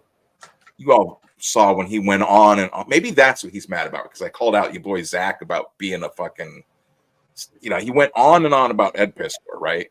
Oh, he was murdered. The people murdered Ed Piskor every day. Zach's crying about it, blah, blah, blah. Mm-hmm. Gets done with that. And then he goes right back to like constantly complaining about that one fucking black lady. T. Franklin. He's very sensitive. He talks about that lady in just about every goddamn video he does. She's fucking stupid, blah, blah, blah. It's like, you just got done crying about how, you know, you're saying all these people murdered Ed Piskor because, you know, they were all sharing jokes or saying that he did whatever, some girl and this, that, you know, like the whole. And he just goes back to doing the same thing. You know what I'm saying? Like, he made this big deal about crying about Ed Piskor. Oh man, Ed Piskor. Oh, it's horrible. These they murdered him. Okay. And then he just goes back to doing the same damn thing. T. Franklin, she's a bitch. That T. Franklin, she's a dumb bitch. Blah, blah, blah. Every fucking video. Like, I can't take the guy seriously, especially when you could add in his continual fucking opening intro is the Streamlabs bullshit. Like, I'm just done. And now he's turned, he calls everyone the birthday party clowns.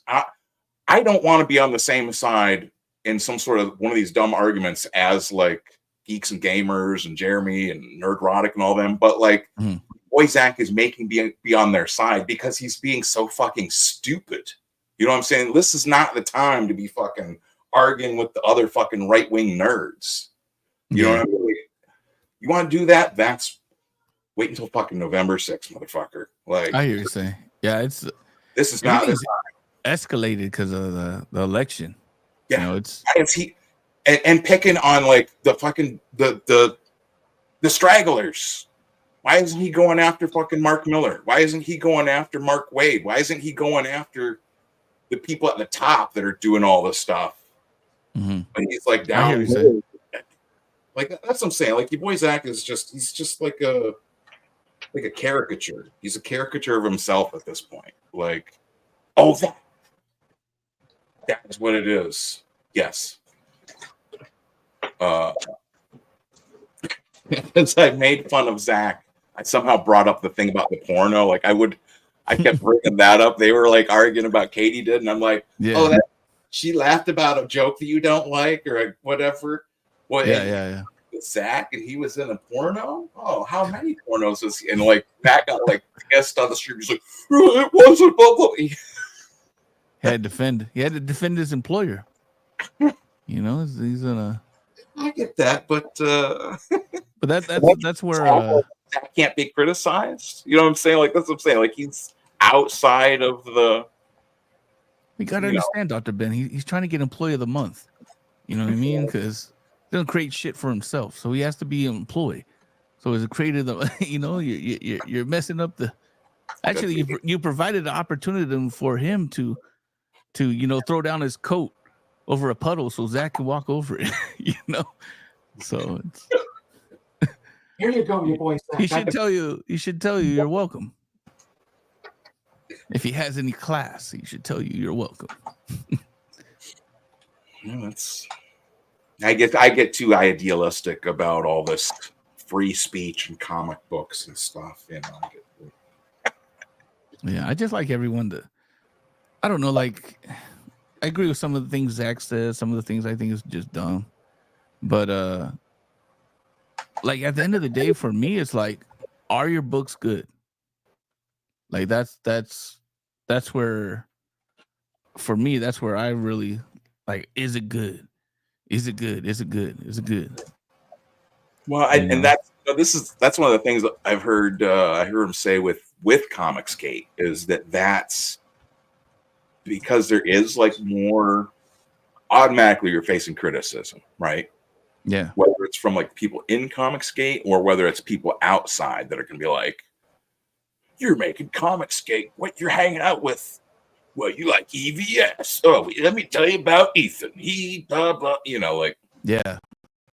It automatically kind of makes you like rethink, like almost like rethink comics like altogether. Like, what am I doing this for? Like, what is the point of this? Am I trying to work at Marvel? Like, yeah, but like I said, there's so much pockets in Comicsgate. Like of course EVS has the hugest following in Comicsgate, like undeniable, like that's hands down. So people tend to be like, anything Ethan says, that's what it goes. But it's like people can disagree with Ethan. Right, Ethan doesn't want everyone to agree with him. There's different factions, isn't there? Yeah, there's different factions within Comicsgate, like you said, little subsections. Yeah, and everyone, they cross paths sometimes. Like I think Bancroft got his own little section, in Comicsgate, and you know, cross pollinate. You know, they check out Trash Cast. You know, Mandy got her own, you know, little section, and I shouldn't say little. I mean, or Bancroft, he doesn't have a little section. You know, they got a significant section. You know, and those people are still EVS's fans. Shane Davis. Yeah. I think that's where Ballers really, like, you know, you had like three people. You got you know, Shane, you know, you got Mandy, and dang, I'm just forgetting his name, dude. Like the artist, man, freaking the Dale Young. Yeah, Dale. Like, what the hell? What's his name? You know, like you know, I can see his face, you know, and even behind the scenes, like when I went on Pimp My Comic, like he was like, you know, like the comic, like that was like a highlight for me, you know. But you know, they all have their different audiences they bring it in.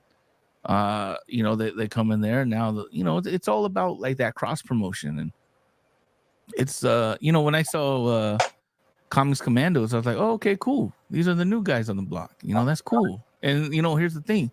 What's funny is you guys aren't the new guys on the block. It's just you're new to me. You know, which is cool. But you guys have probably been Comicsgate for maybe even before me. So that's probably that's awesome. Well, I think I officially became Comicsgate last spring or summer. Mm-hmm. Well, yeah, it would have been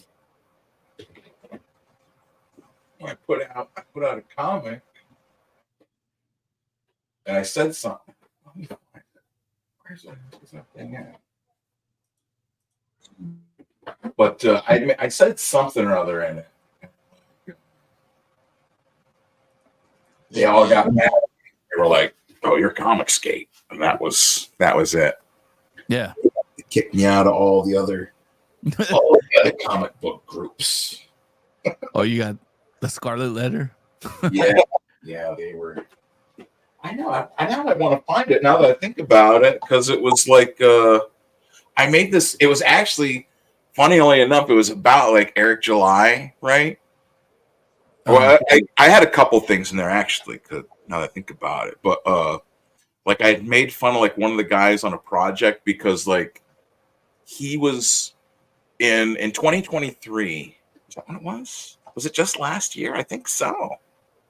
Yeah. It was like before. It was just before Isom had come out, right? And it was like when like Eric was like telling everybody all about Isom and all about the Ripperverse. It's going to be this great comic, and he's going to do things different when he starts the Ripperverse, right? And I didn't know anything about it. I just remember seeing that like on YouTube and being like, oh, didn't know who he was, or he had this show. And I was like, oh, okay, some guy. Sounds cool. He's going to start his own comic. He's got a bunch of people watching his YouTube, libertarian or whatever.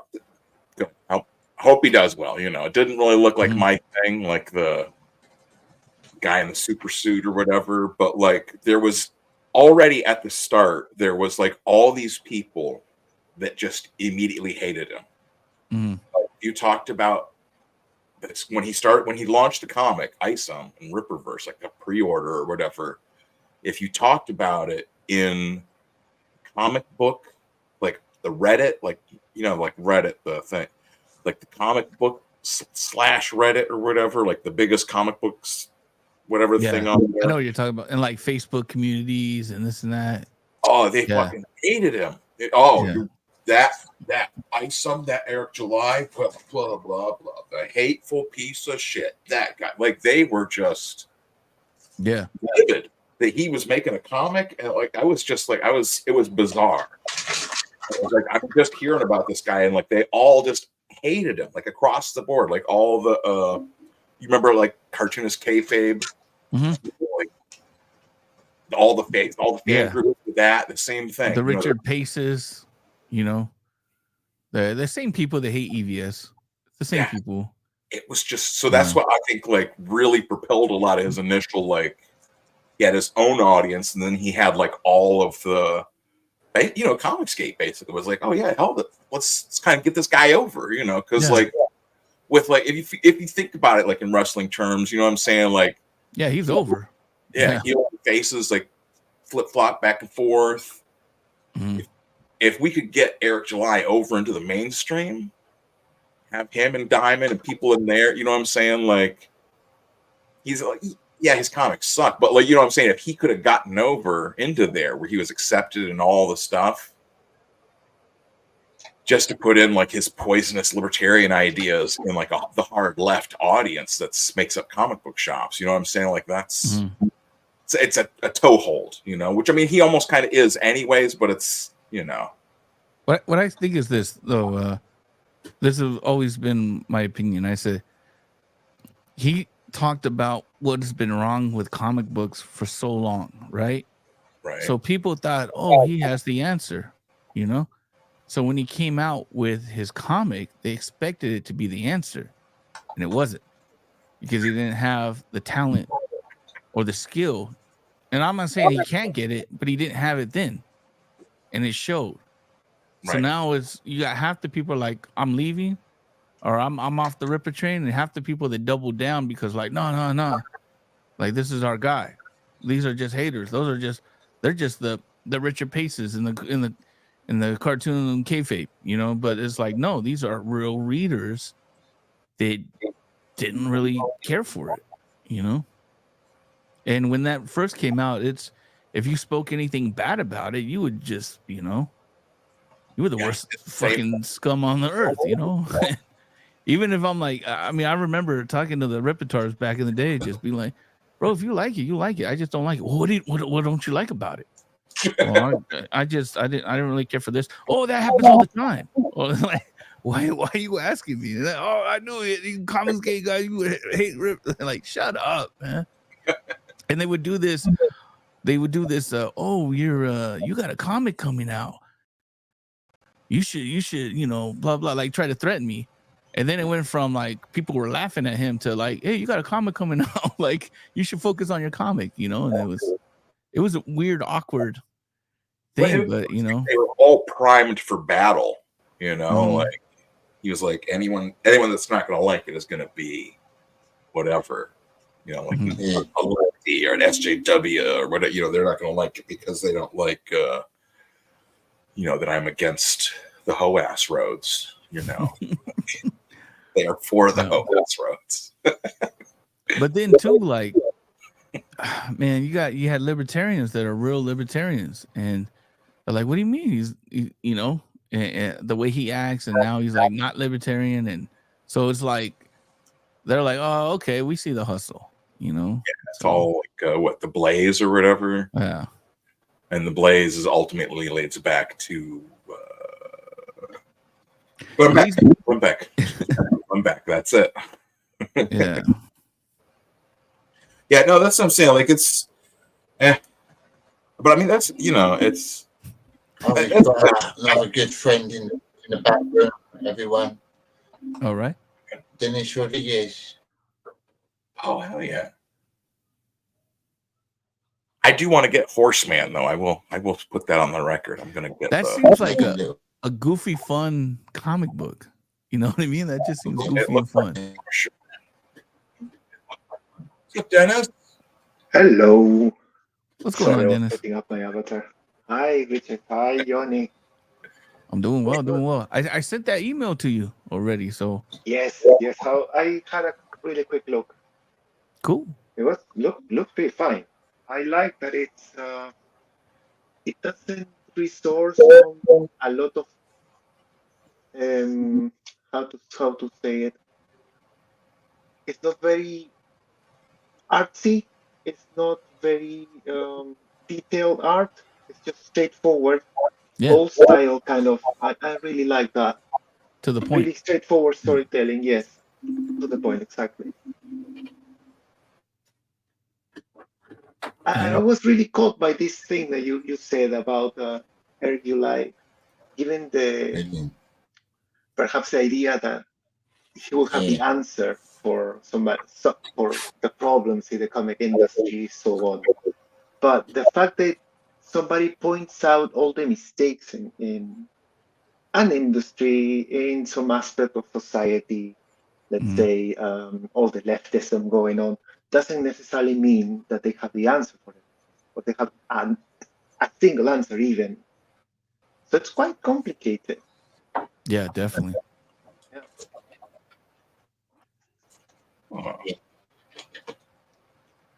Yeah, because commenting on it, like with his ISOM comic, like this is what I know how to make because I read mainstream comics, I read Marvel and DC, and this is what I have produced. You know, it's ISOM 2. Yeah, when he came out, I was nervous for him because here's the thing, man. Like, I've made a lot of mistakes, right? Coming out with my first comic, everyone does. But I the mistakes I made were no one knew me. So to be like outsell EVS on your first comic, you know what I mean? You come out, everyone supports you, everyone, kind of has this undertone that you have the answer. And then just for your mistakes to just be like just getting your test graded in front of everyone. I was like, man, dude, so I was like, dude, he better be good because there's that expectation, and that expectation is the excitement, and that's where the sales came from. Now he's gonna still retain sales, of course, but he might, if he improves, he might. But I think like that kind of broke him because we're not seeing ISOM 3. He's putting out people that have been tested and proven, the Mike Barons, the Chuck Dixons, took a more of a chance with the Saskas, but he comes right back to what's tested, what's proven, where people do show up. And so it might have more to do with the fiasco regarding the ministry, this ISOM trademark, than anything else. That too. So that would be quite a venture to come with ISOM 3, as it sounds. Red ISOM. Might have to never purchased it. Yeah, you might have to double down some other way. I've seen TV. Young ISOM. Yeah. Yeah, and we don't know what the terms are, like, is it a flat fee and then some, or they he made them look really bad for a lot of months. So yeah, and Baron, I talked to Baron, he's a good dude. Like, they don't take money. Like, these are rich people that do this on their own. They have their money elsewhere. This is like volunteer work. This is like his baby volunteer work to get the word of Christ out. This means something to him. And you calling them fake Christians? You having all these people like come on, like the International School of Ministry doesn't get in Twitter beefs. Like, now you got a Twitter beef with them? Like, oh man, dude. Like, it's very likely that all his followers, all the repatats, went against this man organization. Yeah, this man who volunteers, puts his own money in to help spread the word and the gospel. You know what I mean? It's like, okay, here's the thing too. Like, Christians aren't soft, bro. Like, they're just patient. They got, so, okay, you want to do that? Okay, cool. We're going to do something else, and now you're in our world because we got, we have the court behind us. We have this. So this is what we're going to need, man.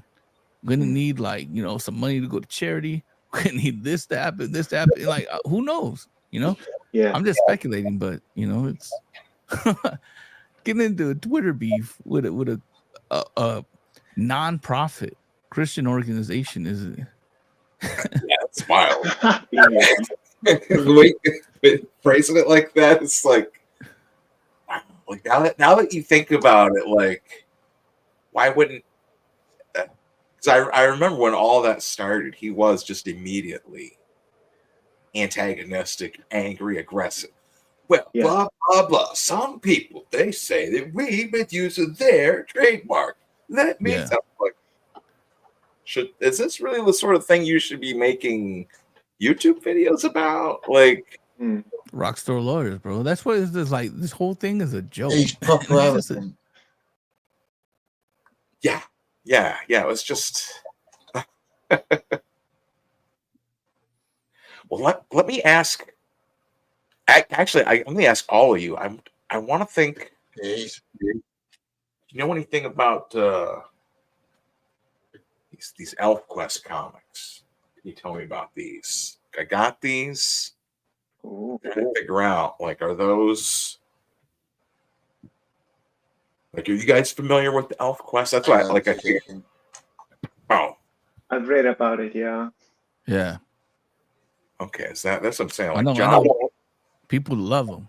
Yeah, they're very successful for a non-superhero comic, right.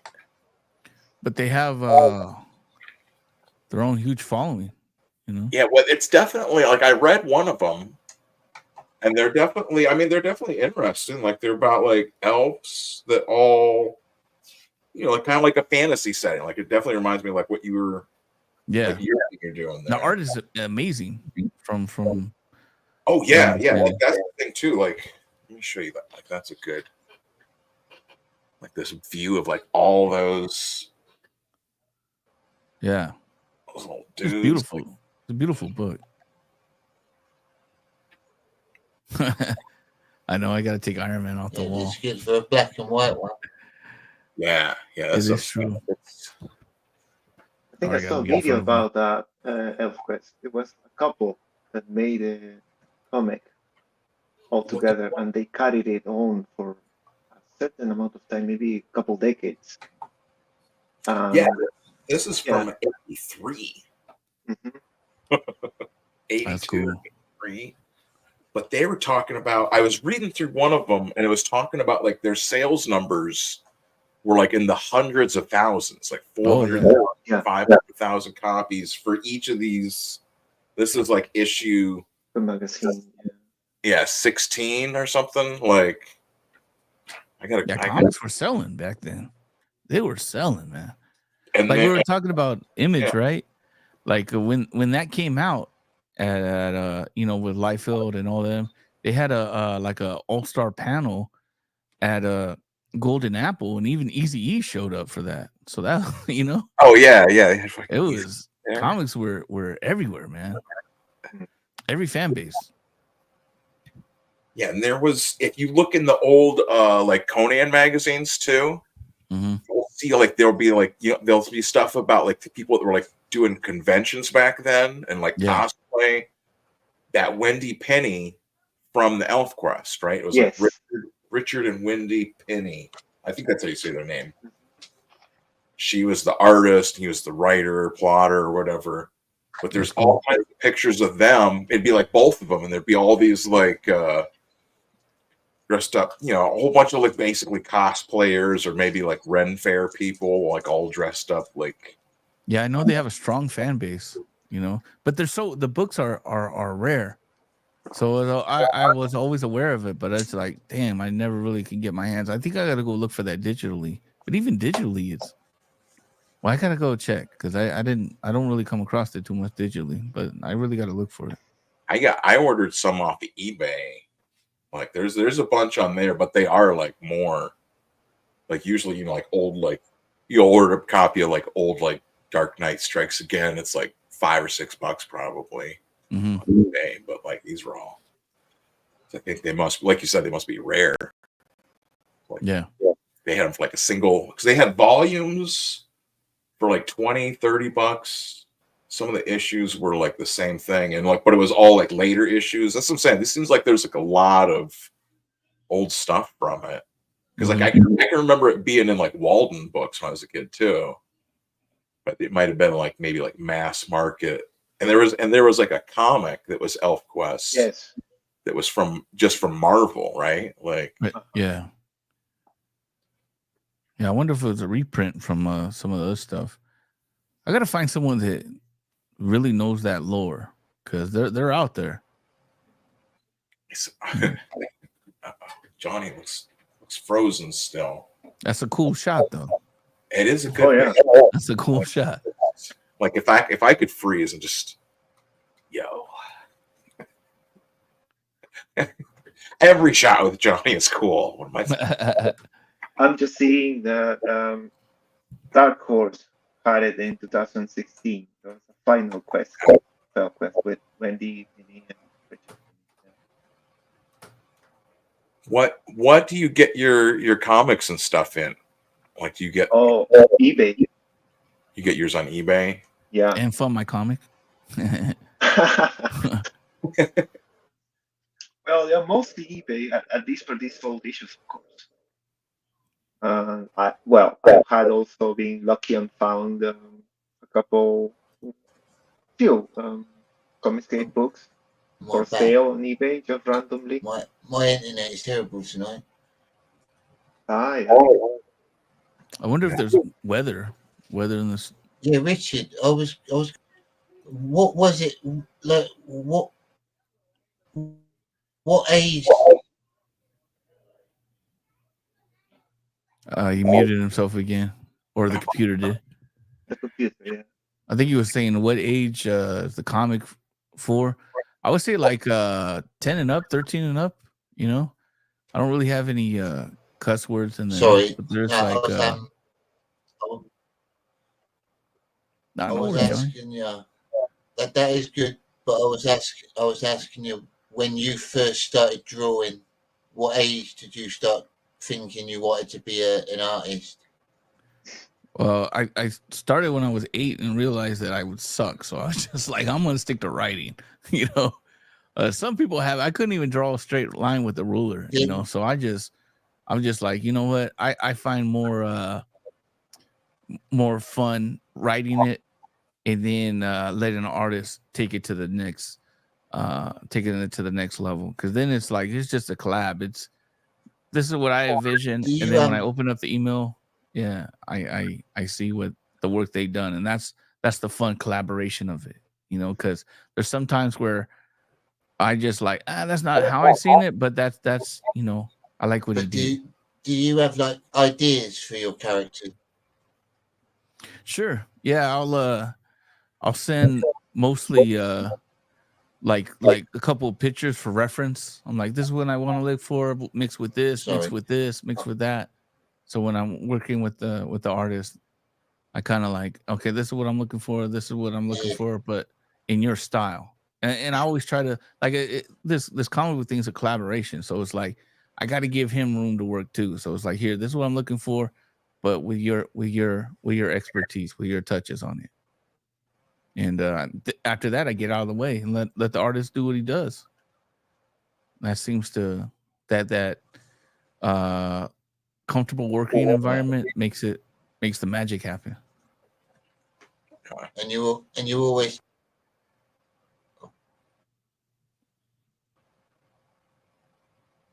Sorry, I'm lagging again. And I was going to say, you always wanted to be a writer then. When you wanted to write, did you write stories before you made them into comics? Did you write books or anything, or like little short stories? I really wanted to do film, you know. So I wanted to do a screenplay, and I always liked comics as a kid. So I was like, you know what? This is a way to like almost like a poor man's movie, but I understood that like what's it called? Screenwriting and comic books and film are totally different things, different crafts, different areas. So I started learning that, and you know, it's just so cool. You're able to tell stories you want, and they actually can come to life. Where like you really can't do that too much with film. It's true.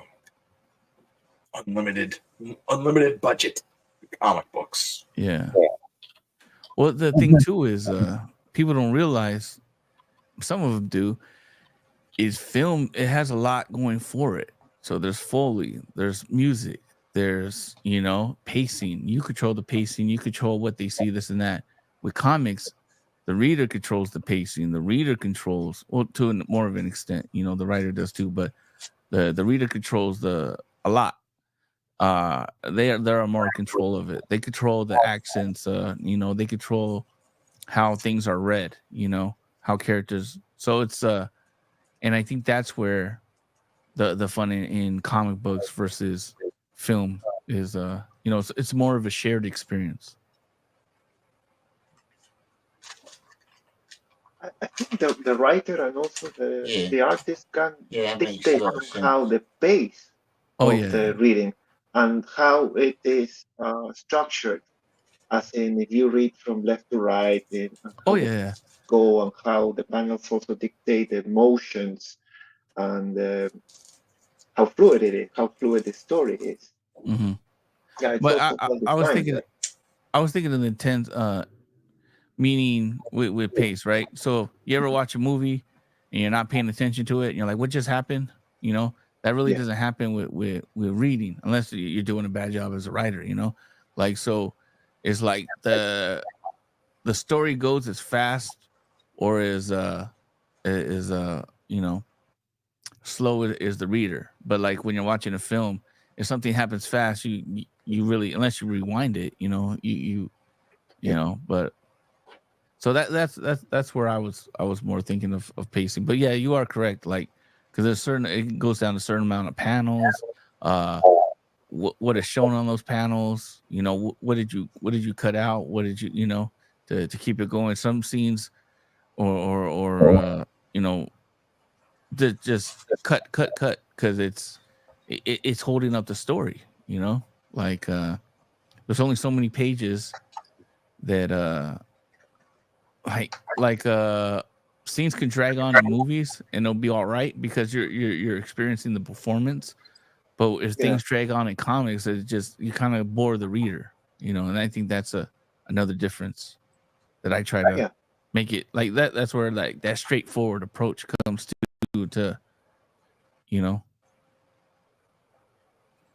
Yeah.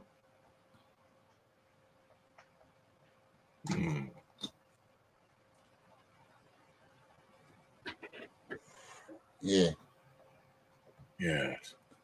Oh. We got what's this shit? Fat more Fat error. Wait, what did that say? I'll read it for you. Found shit. Sorry.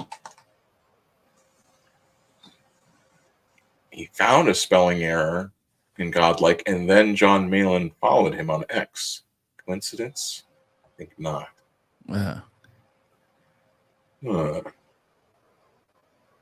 Amoral fat for ooze?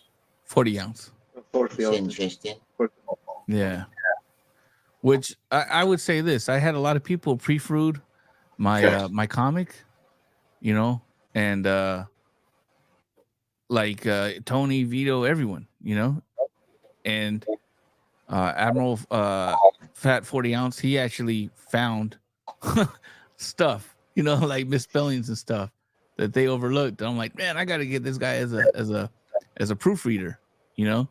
So yeah, definitely be sending him a copy when it gets lettered before we go to print, because he was like, hey, look at it, this is what I found. I'm like, oh, where were you 2 weeks ago, bro? Like before I sent it to the printers, you know. So that the guy that just commented, yeah, he's great at proofreading. You know, some people have it, like me. I can look at it and like, oh, I kind of know what they're saying, but some people can identify stuff in there that like, you know, he caught it, man. So great. My hat's off, man. That's how we get better as creators. Yeah. You know, for me, I mean, I was just like, oh man, I really wish I would have found them before going to print. Oh yeah, no, you know, because it's such an easy fix. It's like, it's, you know, so. You want to say fix if you find the mistake. Yeah. Ask you to see any. I'm gonna give you, Johnny. Do you want to give him a test? I want to give you a test. Does anyone see any spelling errors on the page for the with the mermaid. Oh yeah, Leto. Yeah. Well, beside Merkmaid, obviously it's AR-13L. Try and make Yeah, it big. Keep Leto. it Another comic on Fun My Comic, actually. Now Yeah. now we want to mention it, Yeah, that's great. That's a great comic. but it is that's a good misspelling though. Because you Lite. found it. You found it right away. Yeah, Hey, look at the comment section. I'm telling you. yeah. Yeah. What about the other page? Is that a little over? Well, I guess I won't read it, or should I read it? A little over 20 years ago, New Orleans. Did we pick out some songs? Yeah, read it out. Things? I don't think so. This has a I don't know. Y. Maybe Louisiana spelled wrong. I don't know. Maybe. I don't know. Oh, yeah, that's right. Okay, I'm terrible at spelling. Like I'm so terrible at spelling. So it's like that's my kryptonite, man. Spelling is the worst. Well, that if I'm like drawing and then I try to like write or like letter something, it's like I'll misspell stuff. Like it just it's like your brain can't like flip from left side to right side or whatever that is.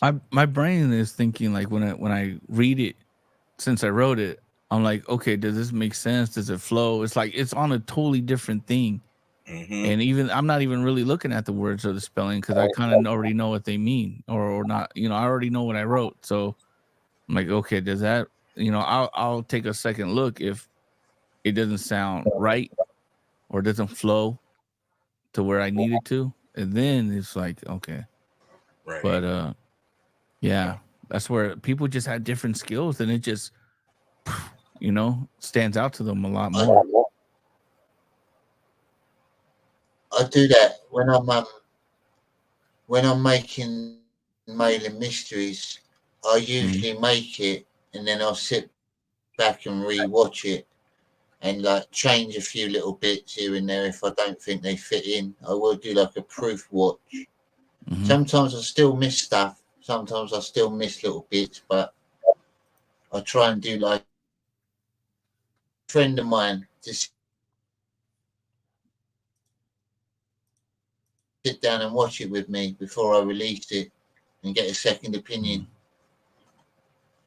Let me ask you, Johnny, when you mix like music, do you mix it on a like after you record it, you do like a quick mix and then wake up the next day with fresh ears and then mix it again?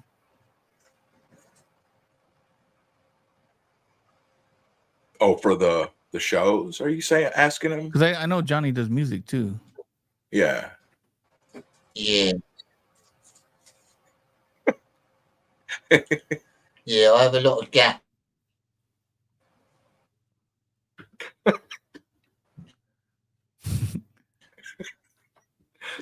That's the best answer. Yeah. It'll get there. The question will get there. I'm working on an album at the minute. I mean, watch it and think, oh, I could have done better, or I could have added this or whatever. But I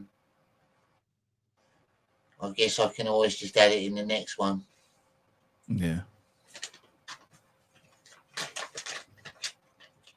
And sometimes it's weird as well. It's like I don't know if I've done it on purpose, but I've sometimes predicted little things that are going to happen in the Comicsgate community, like a few weeks before they've actually come out. It's weird. It's really strange.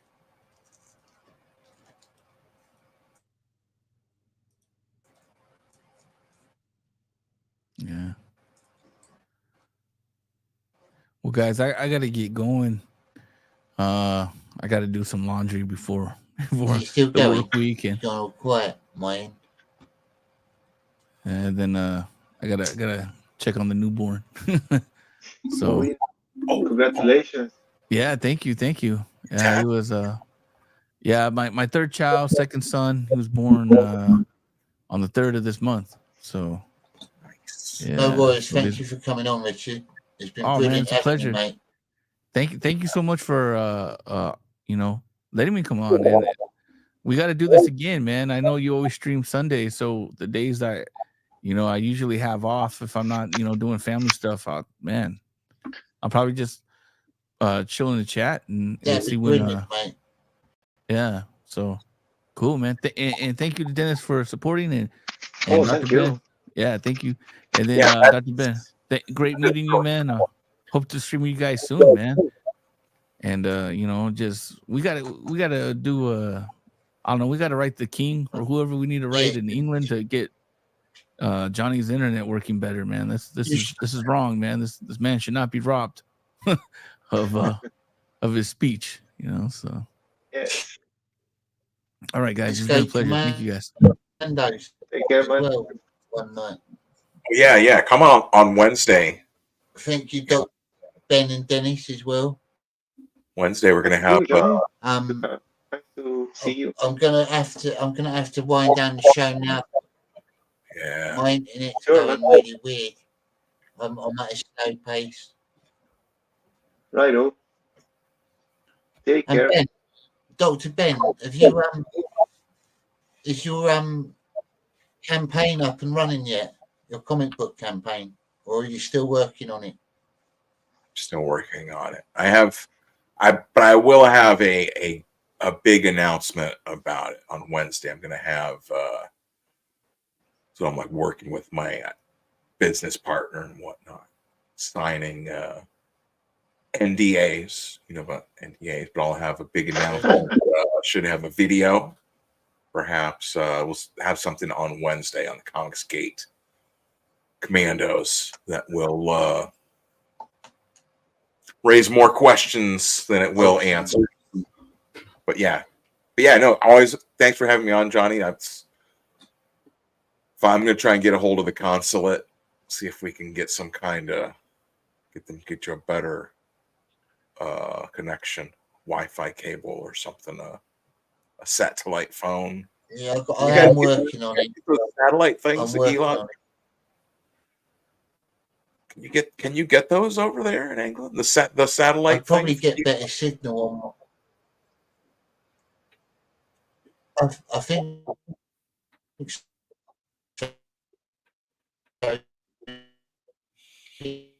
Yeah.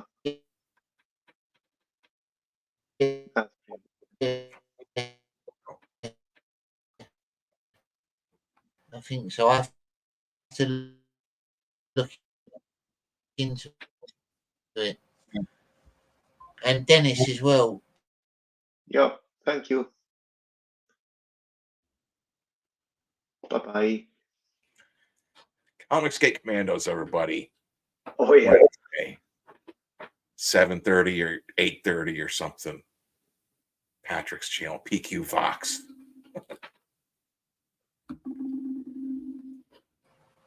All right, guys. Nice to see you. Good night. Bye.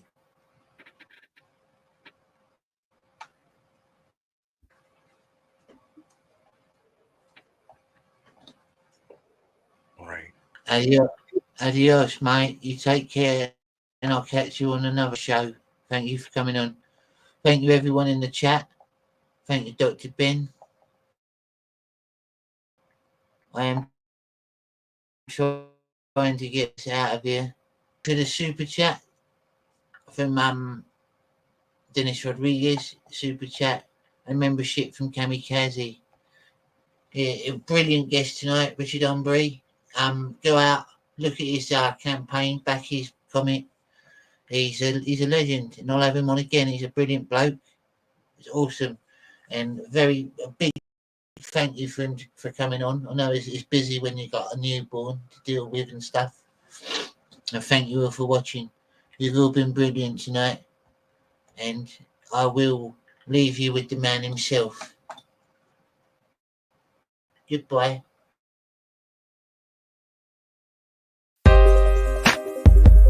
Hey, I just wanna say, I'm back. Goodbye to the people who hated on me. Goodbye to the people who love me. Goodbye to the people who trusted me. Goodbye, goodbye to everybody. Goodbye to the people who hate on me. Goodbye to the people who loved me. Goodbye to the people who trusted me. Goodbye, goodbye to everybody. Now I've made some change in my life. Now I've moved on in life. Now it's time to say goodbye. Goodbye, goodbye to everybody. Goodbye to the people who hate on me. Goodbye to the people who loved me. Goodbye to the people who trusted me. Goodbye, goodbye to everybody. Goodbye to the people who hate on me. Goodbye to the people who loved me. Goodbye to the people who trusted me.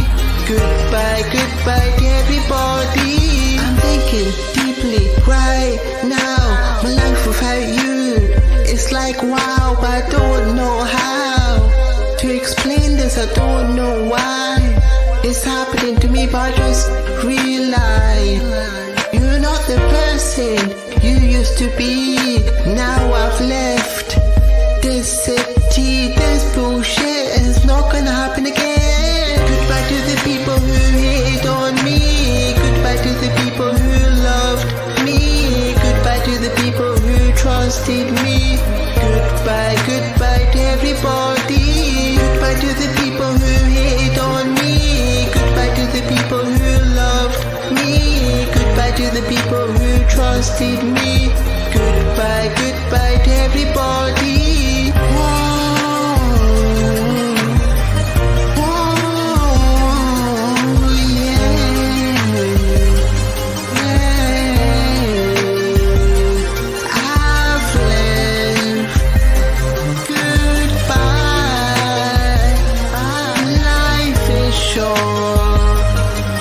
Life is short. Don't waste time worrying about me, holding the one that cares for you. In the end, they won't be there for you. Now I've made it of the world. Our memories will be spoiled in the winter snow. This is a sign of goodbye. Goodbye. Goodbye to the people who hate on me. Goodbye to the people who loved me. Goodbye to the people who trusted me.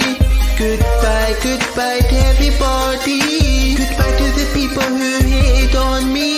Goodbye to the people who loved me. Goodbye to the people who trusted me. Goodbye, goodbye to everybody. Goodbye to the people who hate on me. Goodbye to the people who loved me. Goodbye to the people who trusted me. Goodbye, goodbye to everybody.